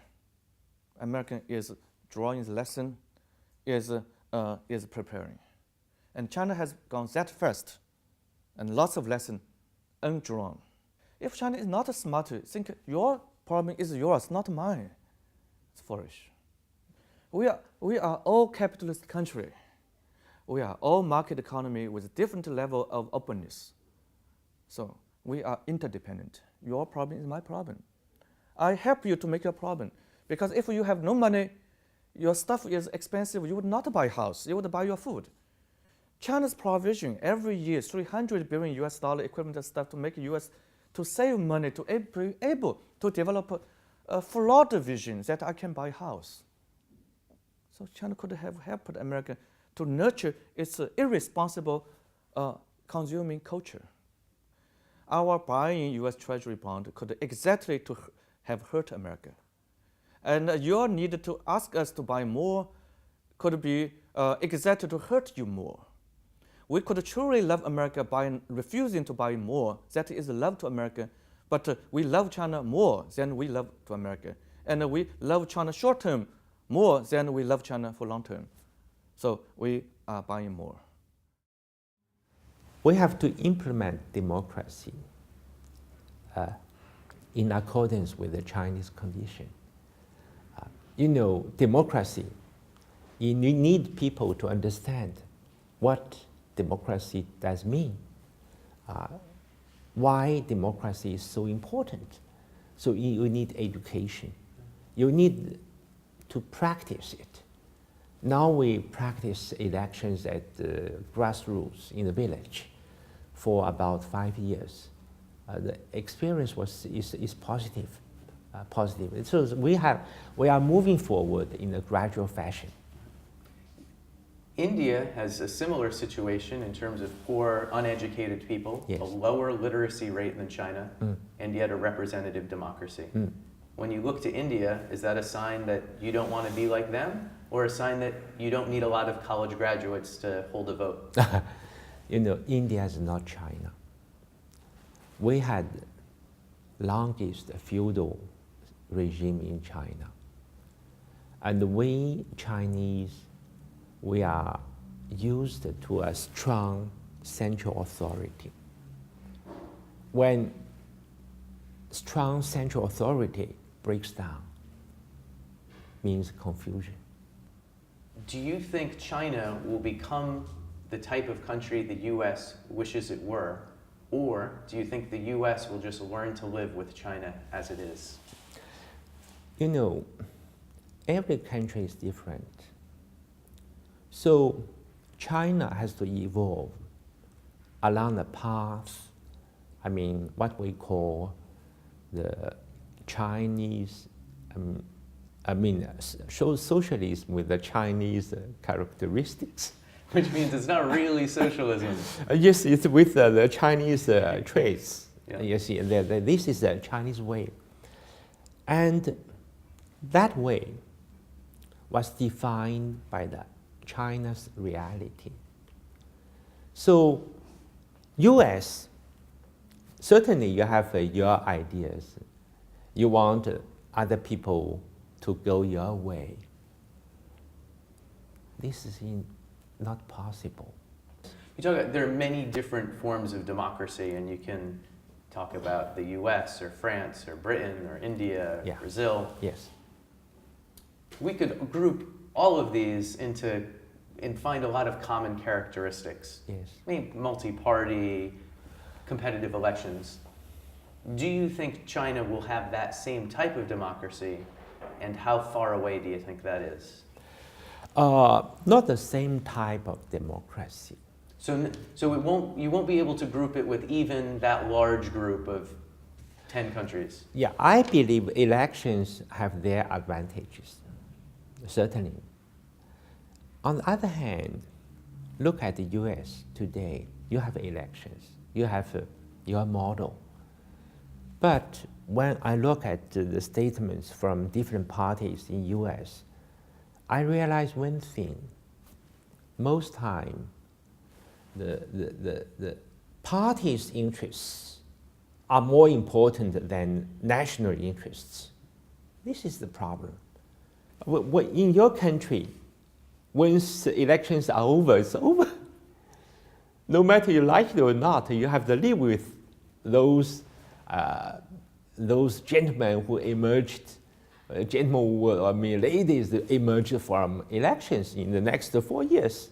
But those gentlemen and ladies know that in either 2 years or 4 years or 6 years, if the people don't like what they've done, they'll be out. Right, right. That's, I understand. Yes, so that's why I believe that we have to, certainly, our systems are far from being perfect. We have to improve it over time. We look at your experience, we look at other countries' experience we look also at the China's reality to find a formula which suits best the Chinese reality. I think you can make a good argument that the Chinese system is better than the American system. However, I think a lot of people will say democracy without elections isn't democracy. Yeah, that's your argument, your position, no doubt about it. But as Chinese, for us, what matters most today is what? Modernization. My mom plays that same game as your family, reading the labels when she goes shopping. And for the last several years, after reading those labels, she's committed to not buying anything that says made in China. Do you think that's a reasonable position or an unreasonable one? Well, I think if people don't want to buy what's made in China, it's a free country, and I can understand why they may feel that's the best course of action. But, it doesn't change the reality of the situation that we have to deal with China. I mean, this is how we're in a total paradigm shift here. The problems besetting the world and the United States, almost all of the important ones involve China.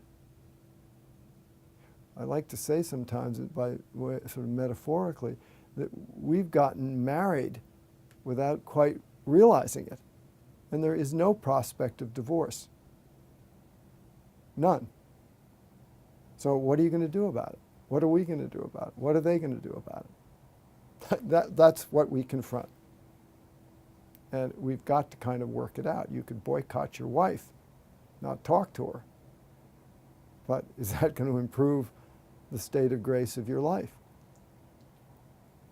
I mean, in my lifetime, things have changed a lot. And I do believe deeply in human rights questions. And I do not like to see people jailed or abused, or whether it's in Guantanamo or in China. And I think the United States does have a stellar record, you know, of supporting human rights. Of late, though, it's not so stellar. So are we going to use that question to block access to solutions to other questions? It's a really tough philosophical question of how to keep those core values involved in the American relationship with China. Yeah. There's another game I play, which is I go around this country and China to look at what works, what is in the balance, and what is broken. You wrote a column about this, I did. Yeah. And more and more and more, what I'm finding is the list of what works in America is shorter. The list of what's broken is longer. And in China, it's exactly the opposite. And once you start playing this game, it's hard to get it out of your head. What are some of the things that are on those lists? I mean, I think if you look at something like biotech,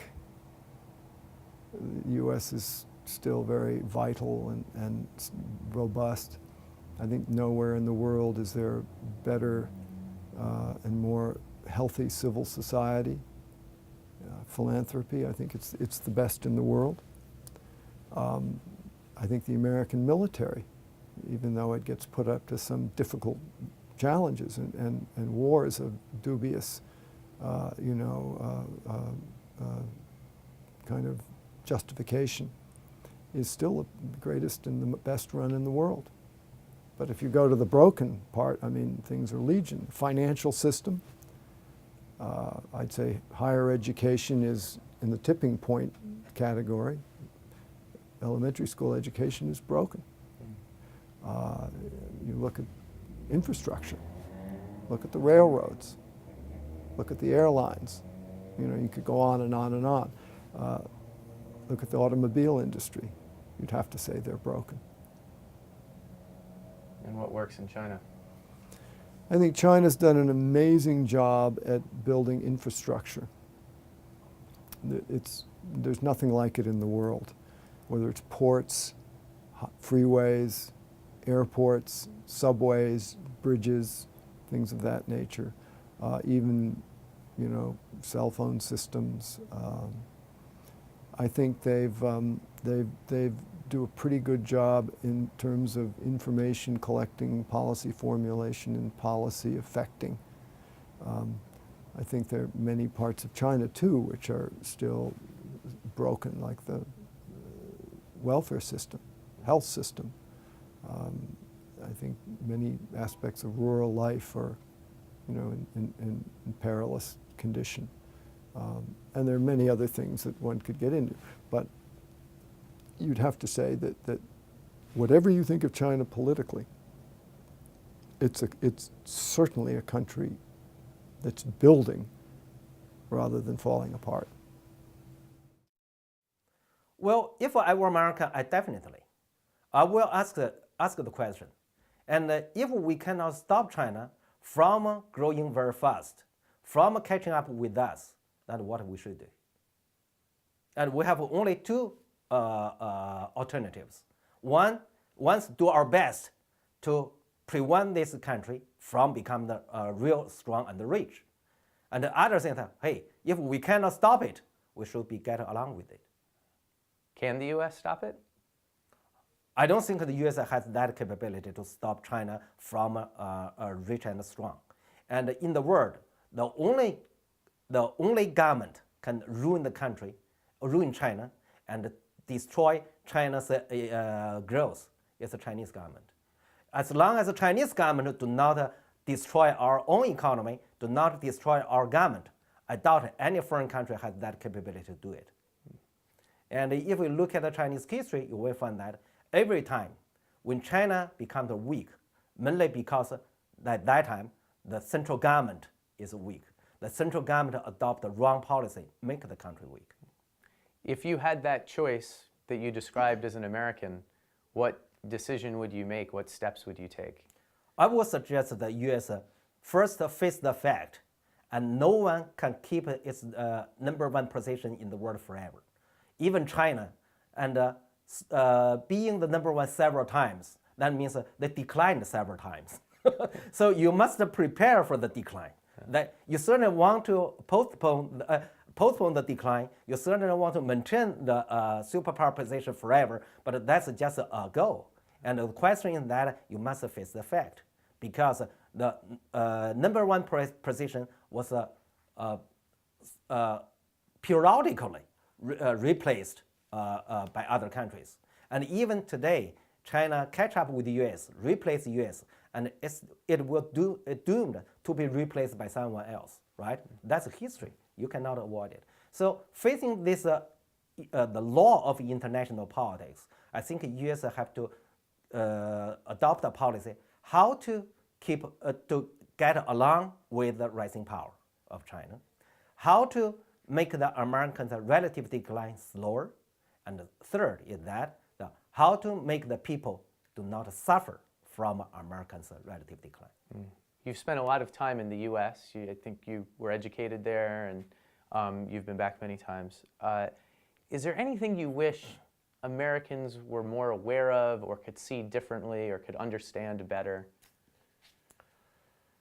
Well, I think for actually, I think it's an important thing for American people to have a basic understanding about the culture of China, have a basic understanding of the cultural difference between these two countries. I think that's very important. And generally speaking, I think that the people in a superpower, or the people of a superpower, they usually care less about others. But the people in the weak country and usually focus their attention on the superpower. So I should say, generally speaking, there's more introductions about the U.S., but rather than the introduction of China in the United States. And so I would say the Chinese definitely have a more understanding about the U.S. from the Hollywood movie, from this documentary film, and from a textbook. A lot of American textbook translated into Chinese, and from a lot of entertainment programs. But there's not that many Chinese movie or Chinese theaters or the cultural things in the U.S. So from my understanding, to make an American understand China more correctly, and we need to have more cultural things introduced to the U.S. Maybe that gap benefits China, though, because if it's important to know your enemy, China knows America better than America knows China. I'm not so sure, but one thing is clear, and when you know your enemy better, and then you know how to deal with it, you can have a more clever strategy to deal with it, or more correct policy to deal with it. So what should be done differently? Almost everything needs to be done differently in U.S.-China economic relations. The United States must recognize that for all of the leverage China has built up, and for all the leverage that the United States has handed to China on a silver platter with enthusiasm, that it's the United States that still holds all the cards. And the reason is that since China is an export-led, export-dominated economy, that means that China must be able to export robustly in order to keep a lid on something that terrifies the Chinese leadership, which is the prospect of higher unemployment. We hold all the cards. However, our leverage is a wasting asset, because the more wealth we allow to flow from our country to China, the less we have to use. and the window is closing.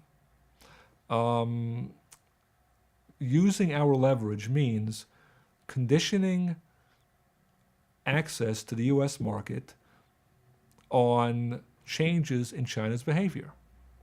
China is free not to change, but there will be no access to the U.S. market. Can you imagine a path to actually enacting the policies you're suggesting?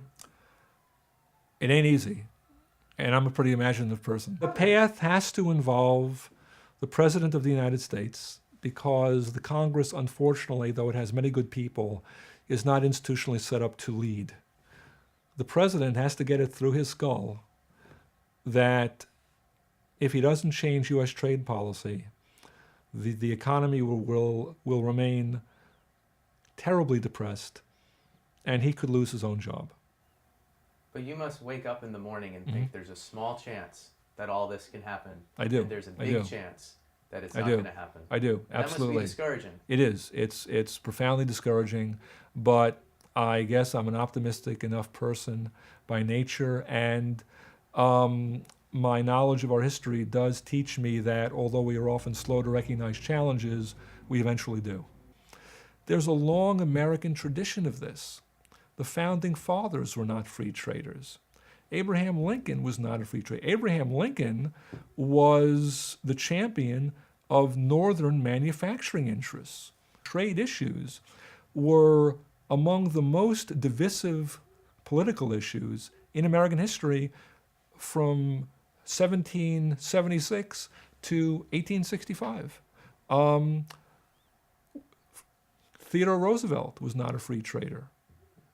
Just wasn't. He said, why would we open our market to much lower wage labor from Europe?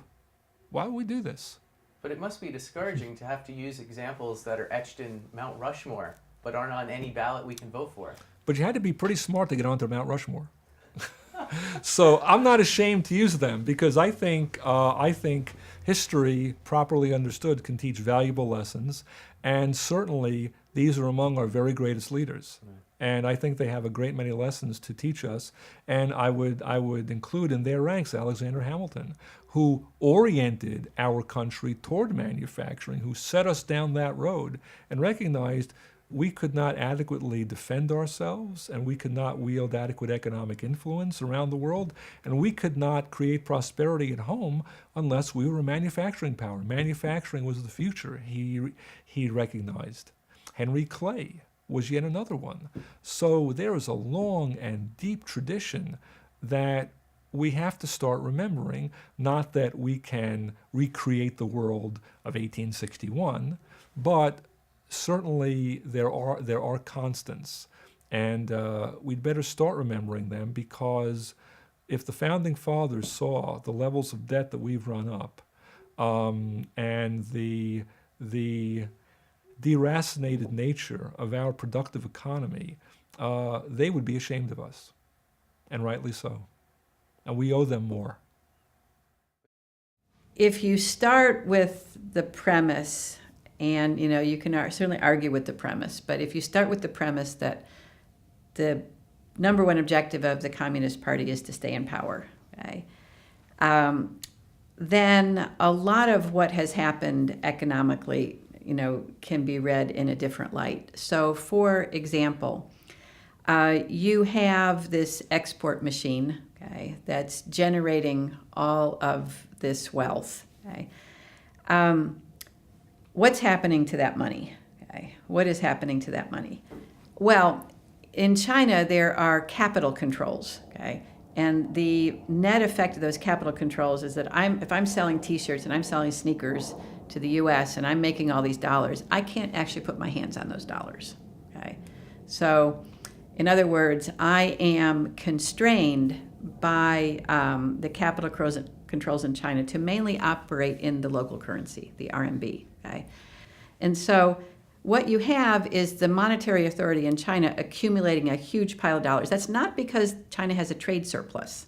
Okay? That's not where those dollars come from. The dollars come from the capital controls. Okay? Germany has a trade surplus too. Japan has a trade surplus, but those currencies are convertible. Okay? And so that means the people who are making the money get to spend the money. That's not the case in China. Now, what happens if you put all of this money in the hands of a few? Okay. This is an example. I was talking to a friend of mine in China, and this kind of, I think, proves the point, is he actually has been in China for 20 years, very successful businessman. He's made a lot of money, can't get the money out. Okay. So I said, well, what are you going to do? He said, well, you can kind of sneak it out through Hong Kong, or you can sneak it out this way or that way. But the bottom line is that he couldn't in any straightforward way get his money out. So I said to him, just as we were chatting, I said, well, what would you do if you could get your money out? Because he was actually getting ready to move back to the United States. And he talked about, well, he would maybe, he and his wife were thinking of buying a farm in Oregon, and maybe they were going to go to school in Paris. And, they had all these kind of very diverse plans. But if you think about it, if he doesn't have access to that money, then it's not going to a farm in Oregon, and it's not going to school in Paris. Where's it all going to go? Okay, it's going into the U.S. mortgage market, because there's 2 or 3 or 4 or 5 people in charge of that giant pool of money, and they are shooting that money into a very, very narrow stream and inflating the U.S. bubble in the financial markets. If it weren't for those capital controls, there would not have been that flow of money into the U.S. financial markets, because millions and millions and millions of people making their own decisions about how to spend dollars would not have all sent them to Goldman Sachs and Merrill Lynch, okay, and Lehman Brothers. So that imbalance is a much more complicated story, I think, than people appreciate. The imbalance is not the result of China winning at trade. The imbalance is the result of the capital controls where the Communist Party keeps their hands on all the money. Without a non-convertible RMB, there's no financial crisis in the U.S. I'd almost go that far. Yep. In the 80s, everything started in the countryside. So the economic reforms started from the countryside. The per capita rural income, so this is the income earned by the farmers, increased year by year on average about 11%. I mean, this is just an unbelievably high growth rate. You also see during that period farmers beginning to spend money, and their consumption growth was parallel to the income growth. It's also about 10% growth year in and year out. All these problems, which we may talk about later, that have to do with the imbalances of China producing too much and China not consuming enough, and U.S. sort of doing exactly the opposite. All these problems are problems that happen much later.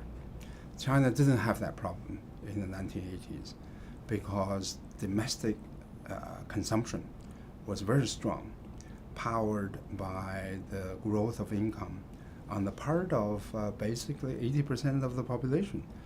The point is that the economy then was fundamentally domestically oriented, satisfying the growing demand on the part of domestic customers. And there were a lot of domestic customers. And rather than design to export and to satisfy the consumer demands in the United States, right? So I'm not saying that it's a wrong thing to produce for the customers in the United States. My point is that in the 1980s, you basically have a very balanced economy. For a country the size of China with, at that time it's 1 billion people, huge land mass, the natural logic is that most of the economic activities are domestic in nature rather than export oriented. Right? And then you look at the leaders who presided over economy in the 1990s. Many of them came from one city, the city of Shanghai. So most of the economic policymakers came from that city, and they carry forth the mentality of the Shanghai urban planning mentality.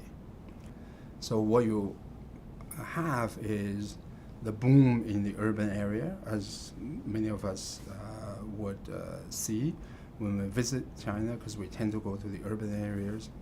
Infrastructure development was massive. Car industry, highways, expressways, and airports. China had none of those in the 1980s. Really, China had none of those until the late 1990s.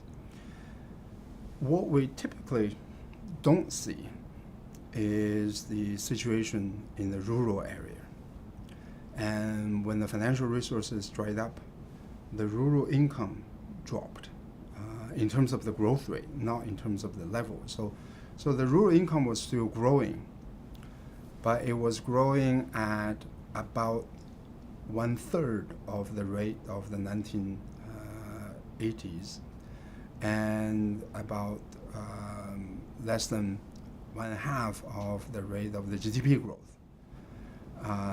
And then, so over time, essentially, when you have the majority of the population growing their income at, say, 1/3 or 1/2 of the GDP growth, then that portion of the population, which is still the majority of the population, stop consuming, right? So what you see is that their consumption dropped, their income growth dropped, and as a proportion to GDP, the consumption to GDP ratio declined during this period.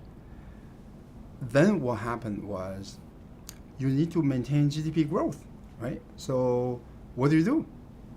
Well, one option is to export to the United States. China has an interesting demographic situation. What is that? China will become old before it becomes rich. We're very used to rich societies having aging problems. Japan, Germany, and ultimately the United States as well are already becoming aged societies.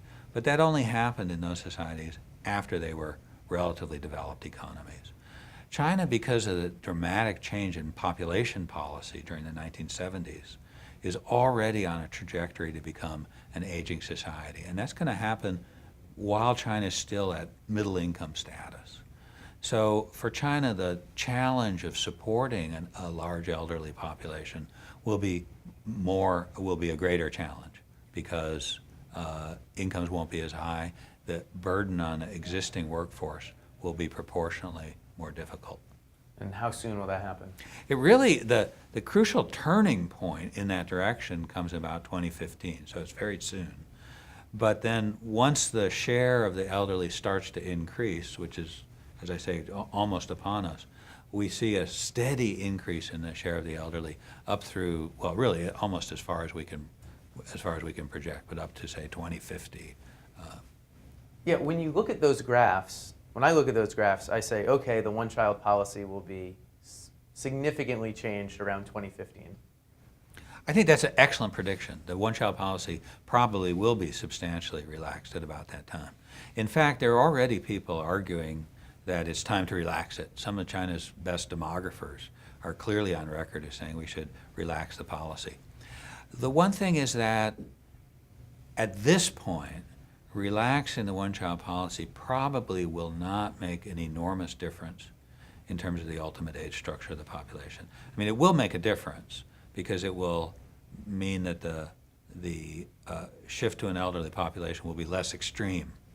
But still, the basic trend is almost certainly set to continue, because we see in all the other East Asian societies, once they reach middle income status, the number of kids per household drops dramatically anyway. So we see China, reaching that level. It's almost certain now that voluntary household behavior would be closely following what we see in, say, Taiwan and Hong Kong. How are the Chinese students different than the folks that were born in the U.S.? Well, I'm on camera here. So. Yes, this is on the record. But, yeah, but I'm not going to answer that question. You won't answer how the students are different. That in itself is interesting. Well, no, because it just means I give the potential to make some people feel hurt and angry, no matter which way I answer it. But it means there's a difference. Oh, sure. They're very different groups. The Chinese students I talk to in China, and also the ones studying here, say the biggest difference from their perspective is that American professors want them to raise their hand, and Chinese professors would never give them that opportunity. Mm-hmm. Yeah, so the system's very different. But there's also a very different selection process. I mean, the Chinese students who are here are typically graduates of elite universities in China, so they're selected from the very top. There's a very big pool, and they're selected from the top. And American students are, this isn't Goldman Sachs. We're not like cherry picking the top graduates of elite American universities. Like, what is the difference in the questions they ask, the topics they focus on as most important between the American students and the Chinese students? That's a great question, because I would say that today there is not very much difference, and that's really a change. A decade ago, I would have been comfortable saying the Chinese students are interested in managerial careers, they want to make money, and they're nationalistic, but they feel they can contribute by doing well personally. And that the American students were more relaxed about making money and were sort of more curious about China and more aware of its social problems.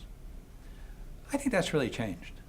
The students from China that I see here, now granted we're a policy school, but the students that I see now are very aware that China has social problems and that the next stage in China's evolution will be to address some of these problems directly. That China needs a more vibrant civil society. They often think about organizing or working for non-governmental organizations. So for my selected group of students, there's been a dramatic change that's made them much less career-oriented and more public-spirited. Now, I think that's probably a selective group, but still, it's a very heartening change that gives me a lot of optimism about China's future. The first time I went to China was in 1971. I was in Hong Kong doing research for my PhD dissertation, and that's what China scholars did then. Nobody could go to China to do research. So therefore, we went to Hong Kong. We interviewed refugees, people who had left China and come to Hong Kong to try to find out what political life or social life was like on the ground. And I and some of the other American PhD students decided to apply to go to China, even though we didn't expect that there was any real chance of going, but we thought, okay, 10 years from now, when things open up, perhaps it would be nice to have on record our interest in going. It was a bolt out of the blue. We were invited to go to China for a month and travel throughout the country. And of course, this was still the period of the Cultural Revolution in China. So it was very drab. It was very poor. People all wore Mao buttons and had the little red book. It was a period when universities, the students had come back to some universities, but there were no real classes being held. They were just doing manual labor and military training. And so it was a pretty amazing experience to see China in sort of a period of high Maoism, you might say, during the Cultural Revolution. And one of the most remarkable experiences, maybe the most remarkable, was this encounter you had with Zhou Enlai. Well, yes, that's Zhou Enlai invited our group to come and meet with him in the Great Hall of the People one night, and he said, bring your tape recorders, because it had just been announced that Henry Kissinger had been in Beijing the same time we were there. I think it was 3 days before they announced it. before we met with Zhou Enlai. Yeah, I mean, it was yeah. July So we 17th were and there. after We were there, and Kissinger had come to set up the Nixon visit for the next winter. So Premier Zhou Enlai, who was had a reputation for being very suave, having a great sense of humor, being the one Chinese leader who was really cosmopolitan and a great diplomat. And certainly he lived up to that reputation in our meeting with him. He wanted to have the opportunity to communicate with the outside world and with people inside China to explain why China had made this 180-degree shift from a very hostile standoff relationship with the United States to inviting President Nixon to visit the United States.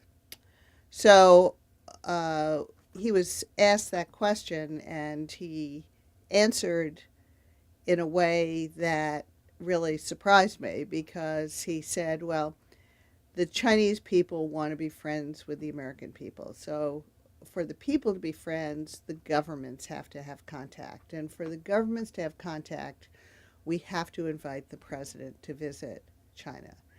So I wish Susan Shirk were president of the United States, but she's not. So we had to invite Richard Nixon. So that, of course, was kind of a high point. And the transcript of that interview then became a political study document for party members throughout China. And as a result, for years afterwards, people knew who I was because Zhou Enlai had referred to me in that interview. So that was kind of fun. So that's, I think, the major source of conflict between China and the West is that because most of Western people believe unless you talk about the Zhong Force or Taiwan, Tibet, then China has no freedom of speech and freedom of information. But if this is Western's definition of freedom of speech, and then, of course, they will lead to the huge conflict between China and the US, and not on the government level, I think on many common people's level. Yes. Because majority of Chinese people do not like Westerners to talk about Tibet, Xinjiang, and even Taiwan, because I think it is true that most Western people didn't understand the very long history of Western imperialism and colonialism. The US is relatively better because US colonialism is relatively short period. But it's also true that many Chinese people don't know the history of Tibet. But much better than the US. Because I think the most important thing is this. Most famous American Tibetan scholar who has won the top prize for the American Asian Society, American Asian Studies, who wrote, we have this book, he wrote 3 volumes about the history of modern Tibet published by University of California Press. But he was never interviewed by any US media. This is an American professor. And so I think, so this, if you use this as a definition, or think China understands less about Tibet or Xinjiang, then that's a huge trouble between US and China. So there's no any compromise on this point. Not only government, or the majority of Chinese people. So I think that's, if you want to show, I want to emphasize this. This is not because Chinese people are unreasonable, or not because they are brainwashed by the leadership.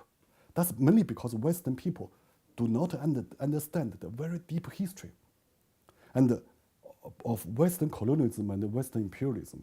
Still, until today, this. So I personally want. So even though I like U.S. many people and many good things about U.S. people and institutions, but I do think whole Western peoples still need a better understanding of Western history. But why is it important to understanding those topics? Because actually, this is something I noticed it comes back time and again, is it seems like a lot of times the explanation for things that may be imperfect in China is to bring up a similar situation of an imperfection in Western history. Yeah. But just because in Washington in 1930 some tanks killed some people is not an explanation for why something happened 69 years later. No, but I think this problem can be solved. It's not a justification. But it's because Western use this as a leverage against China. That's most people's conception, not only government. So that's why I raised this, I brought this up. I don't, in a sense, I was kind of forced to brought it up. I don't want to brought it up, actually. Yeah.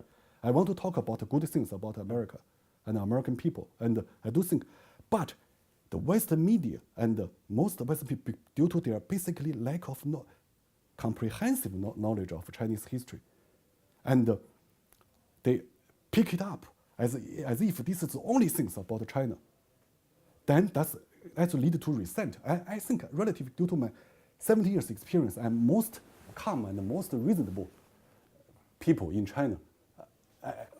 If you comparison to many other peoples, even though I feel insulted many times through my, so that's why today actually is the exception. I talked with you so long because I think we have a good attitude of trying to mutual understanding. I almost, when I first returned to China, I always receive calls from Western journalists in Beijing asking me questions. Usually, in the beginning, I talk with them a little bit, but now I almost no answer. Do not answer their calls. Why? Because I don't think they have good or bad intention, but their willingness and they do not have enough time. For example, their location, station in China is too low. Time is too short. They cannot read Chinese newspaper or talk to people. So they only talk to select number of people. They are reinforced with each other. So it's very waste of my time to talk to them. I don't think they are bad people, but because they have preconceptualization about China and the West. And they do not, because they cannot really understand, even though they stayed in China 2 years, 3 years, they cannot have real Chinese people to talk to them. Because to learn the language, you need much more time. Yeah. So they can only talk to people who have already familiar with their values and conceptualizations, right? So I think that's a deeper problem.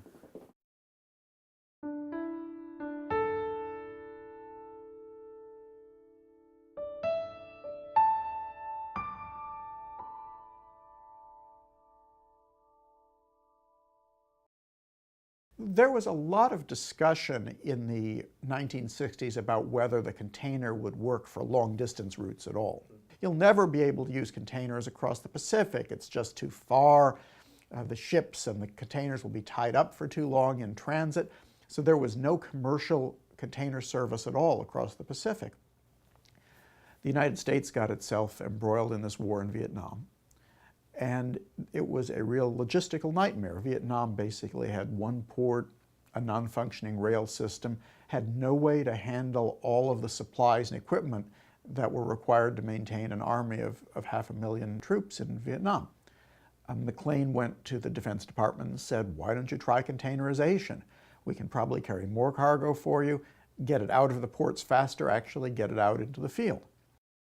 That very quickly disentangled the logistical mess and also proved that the container was viable in trans-Pacific transportation. You could use it for a long route. Well, of course, McLean was a really smart guy, very, very good with the pencil. He had made sure that the contracts that he had to carry freight to Vietnam covered the trip both ways, even though there was no freight coming back. So he had these ships going out to Vietnam, coming back empty. Why don't we stop in Japan and see what's there?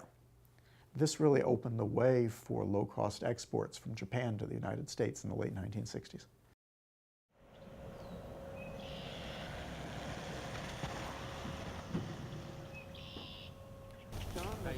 Sean Macumber has torn his house apart, and it's only been 3 years since he rebuilt it. We're working on tearing all the drywall out.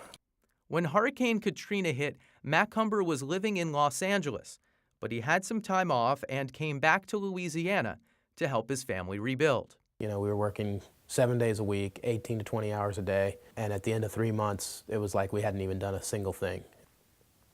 Then I met Bonnie and started to enjoy home cooking, and we decided that we were going to raise a family.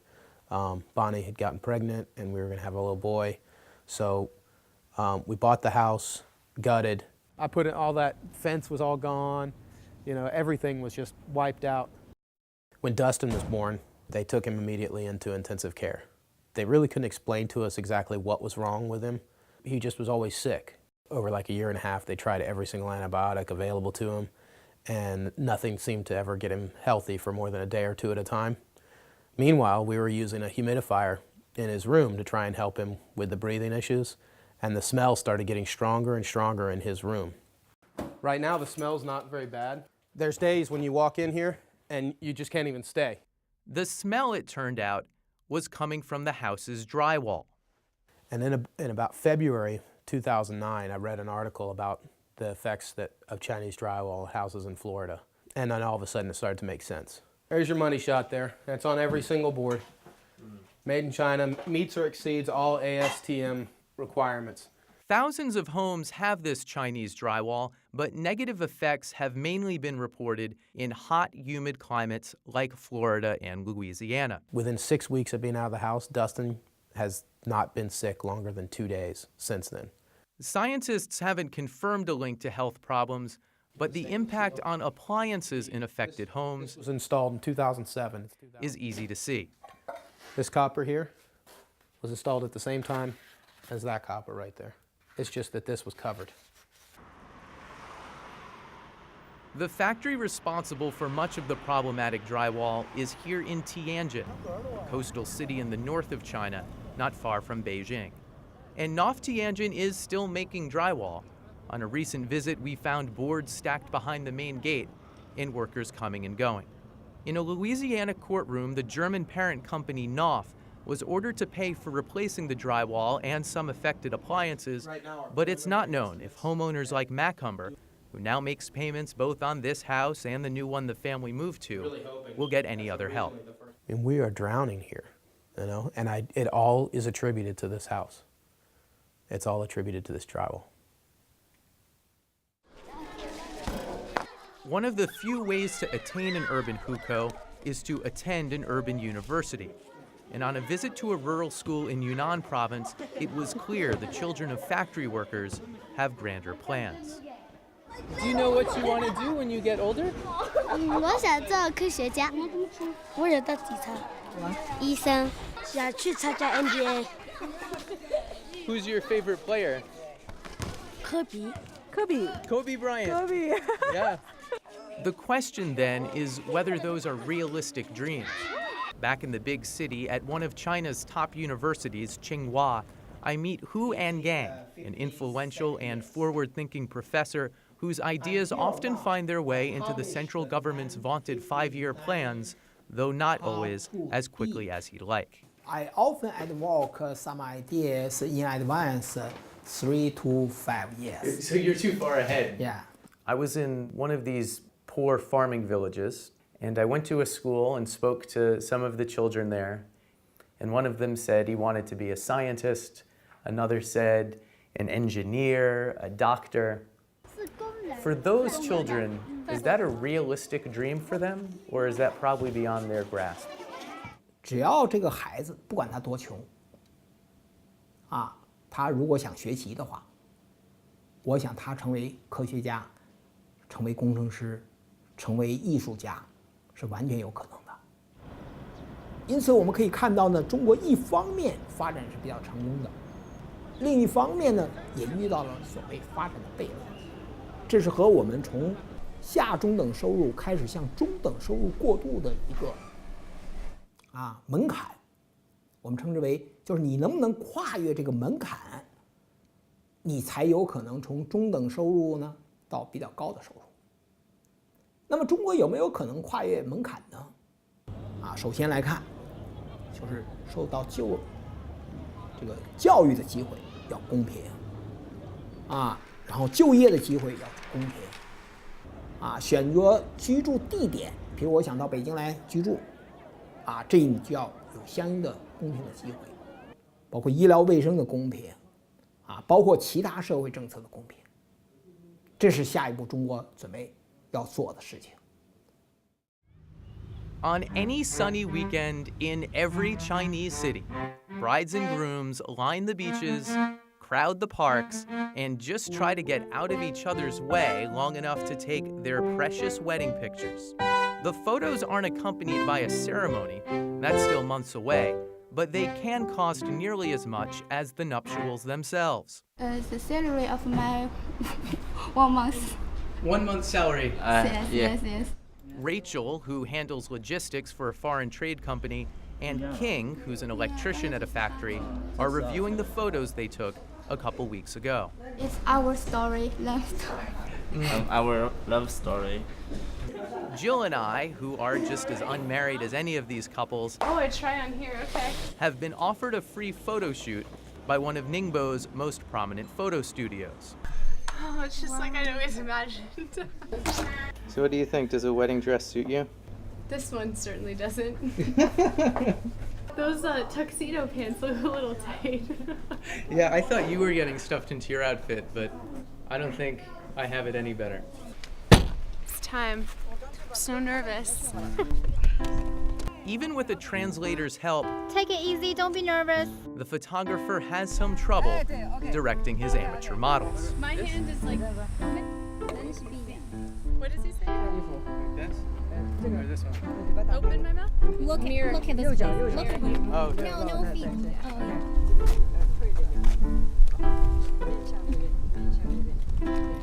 Okay. Oh, yeah, I like that too. It is the proud legacy of China's reform and opening that roughly 300 million Chinese have been pulled out of the worst forms of poverty. But the degree of their rise has been highly unequal.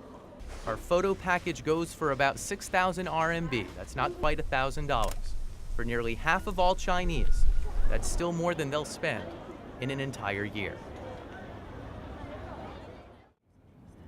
In a sense, China has come up with an innovative solution to their problems with education by sending 100,000 college students to the US each year. And they haven't stopped there. So how old are you now? I'm 14. You're 14. It's very young, I know. Matt has just arrived from Beijing to go to high school in Connecticut. 14 is pretty young. Do you think you're ready for this? I'm not quite sure. But he's not alone. A growing group of Chinese are abandoning their education system at increasingly early ages. Susan Hoekstra filled in as an emergency host mother and ended up starting her own company, Ivy Bridge Group. 3 years ago, she had 5 students. But I just want to welcome you all here. It's going to be a fantastic year. We have 45 students now, and we anticipate more in the spring, and we just anticipate the program growing by leaps and bounds. For affluent Chinese families, foreign schools can be a way to buy their way out of the crushing meritocracy of the college entrance exam. But it's only an option for a relative few. I would say with all the fees and expenses, it's probably about $50,000 a year. To go to high school? To send a child to high school. That covers the cost of a Christian day school, IBG's fees, and payments to a host family willing to take responsibility for a foreign student still battling adolescence. Him and his host mom are like oil and water. They're just not mixing. After just 18 days here, Matt needs a new host family. It's pairing the children of China's elite with working-class New England families that's Hoekstra's biggest challenge. There are plenty of Chinese ready to come and plenty of day schools eager to accept students willing to pay full tuition. One of our schools, I was doing a tour, and I'm like, how many children do you have in this school? And they were like 400 and something. I said, what is your capacity? I said, your lockers go to 1,000. They said, yeah, we can take like 50. In the day, they have about 1,200 kids in that school. So the school is still operating, but it only has 450 children. So where'd the kids go? They're Catholic and Christian schools. I mean, a lot of people cannot afford to send their children to private education. There's something interesting or surprising about these schools charging $5,000 or $10,000. They can't find enough Americans who can afford to pay it, but there are Chinese lining up to pay almost 10 times that to send their kids here. Absolutely.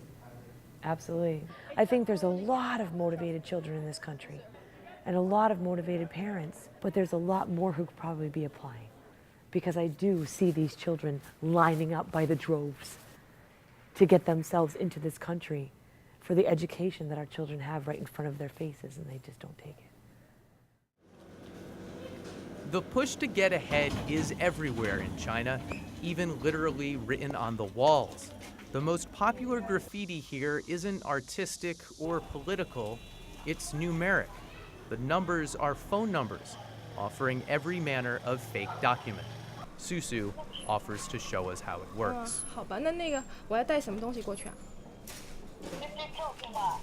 Susu already has her English certification, so this was for our benefit. 你这是4级还是6级啊6级，我要6级。这个和真的一模一样。 The fake document cost about $16 and gave Susu a lower score than when she took the test for real. But she said she wasn't sure if Jill or I would even pass the test. I heard that even the English native speaker, when they're going to do the exam, probably some of them cannot pass. Really? You need to choose the correct answer, but sometimes the 4 ABCD, the 4 answers are all corrected, but all correct. So it's not a test to learn English, it's a test to learn the study book. Yeah, it sounds that the education in China is not the education to learn skills, it's only the education to pass the exam. As we travel west with Susu, passing remnants of the Great Wall, we run into one of the areas where the Chinese government still draws a line. While Susu can travel freely throughout China, Jill and I can't. Foreigners are forbidden from traveling to the Tibet Autonomous Region unless they're chaperoned on a government-approved tour. It's not just Tibet proper that's off limits to foreigners, but even some Tibetan villages in other provinces. When we tried to visit one of those villages yesterday, they wouldn't sell us a bus ticket. We called hotels in the village who said that even if we made it there, they couldn't rent us a room.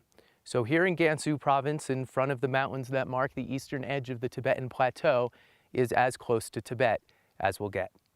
The village we end up in is called Mati Si, little more than a tiny collection of fairly new buildings at the base of these picturesque mountains. It's designed as a tourist destination, but there are few tourists at the moment. For this performance of traditional dance by supposed members of one of China's 55 minority groups, there are only 2 people in the audience. Ethnic tourism is in vogue in China, though, and while 92% of Chinese are Han, the other 55 groups are paid regular, if perhaps condescending, attention. Hello, welcome to Mati. The dancers invite Jill and I to dinner, though the menu consists mostly of lukewarm beer. Ace of diamonds. Yes. Oh, so you have to drink. There are drinking games and singing. Very little English, very little Chinese. They are some of the prettiest women and longest-haired men we meet in China, and if they aren't exactly the winners of China's growing wealth, they're probably still better off than most.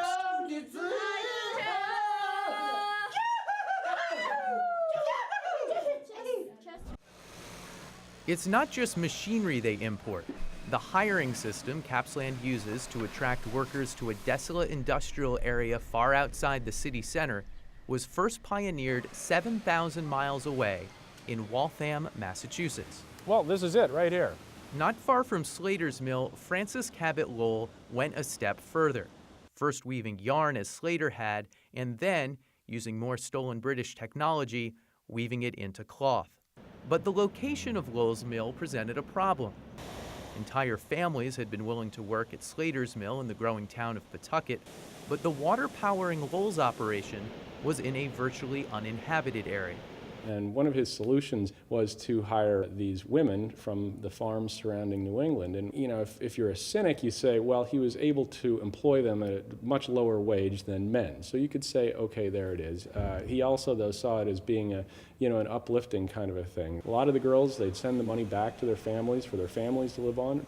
And 200 years later, the world's sewing machines are still run mainly by farmers' daughters.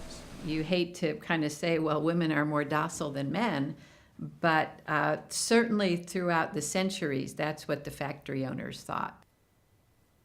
So everybody in the world wears clothes, and everybody in the world tries to pay as little as possible. I mean, that's one of our core principles, is we all want to consume a lot and we want to pay very little. Pietra Rivoli is an economics professor at Georgetown University and the author of The Travels of a T-Shirt in the Global Economy. Countries and regions that will be competitive in apparel are those with the lower labor costs. And so that suggests that production is going to move, and it's going to keep moving, and this is what we call the race to the bottom, and it's going to race until it finds the lowest costs.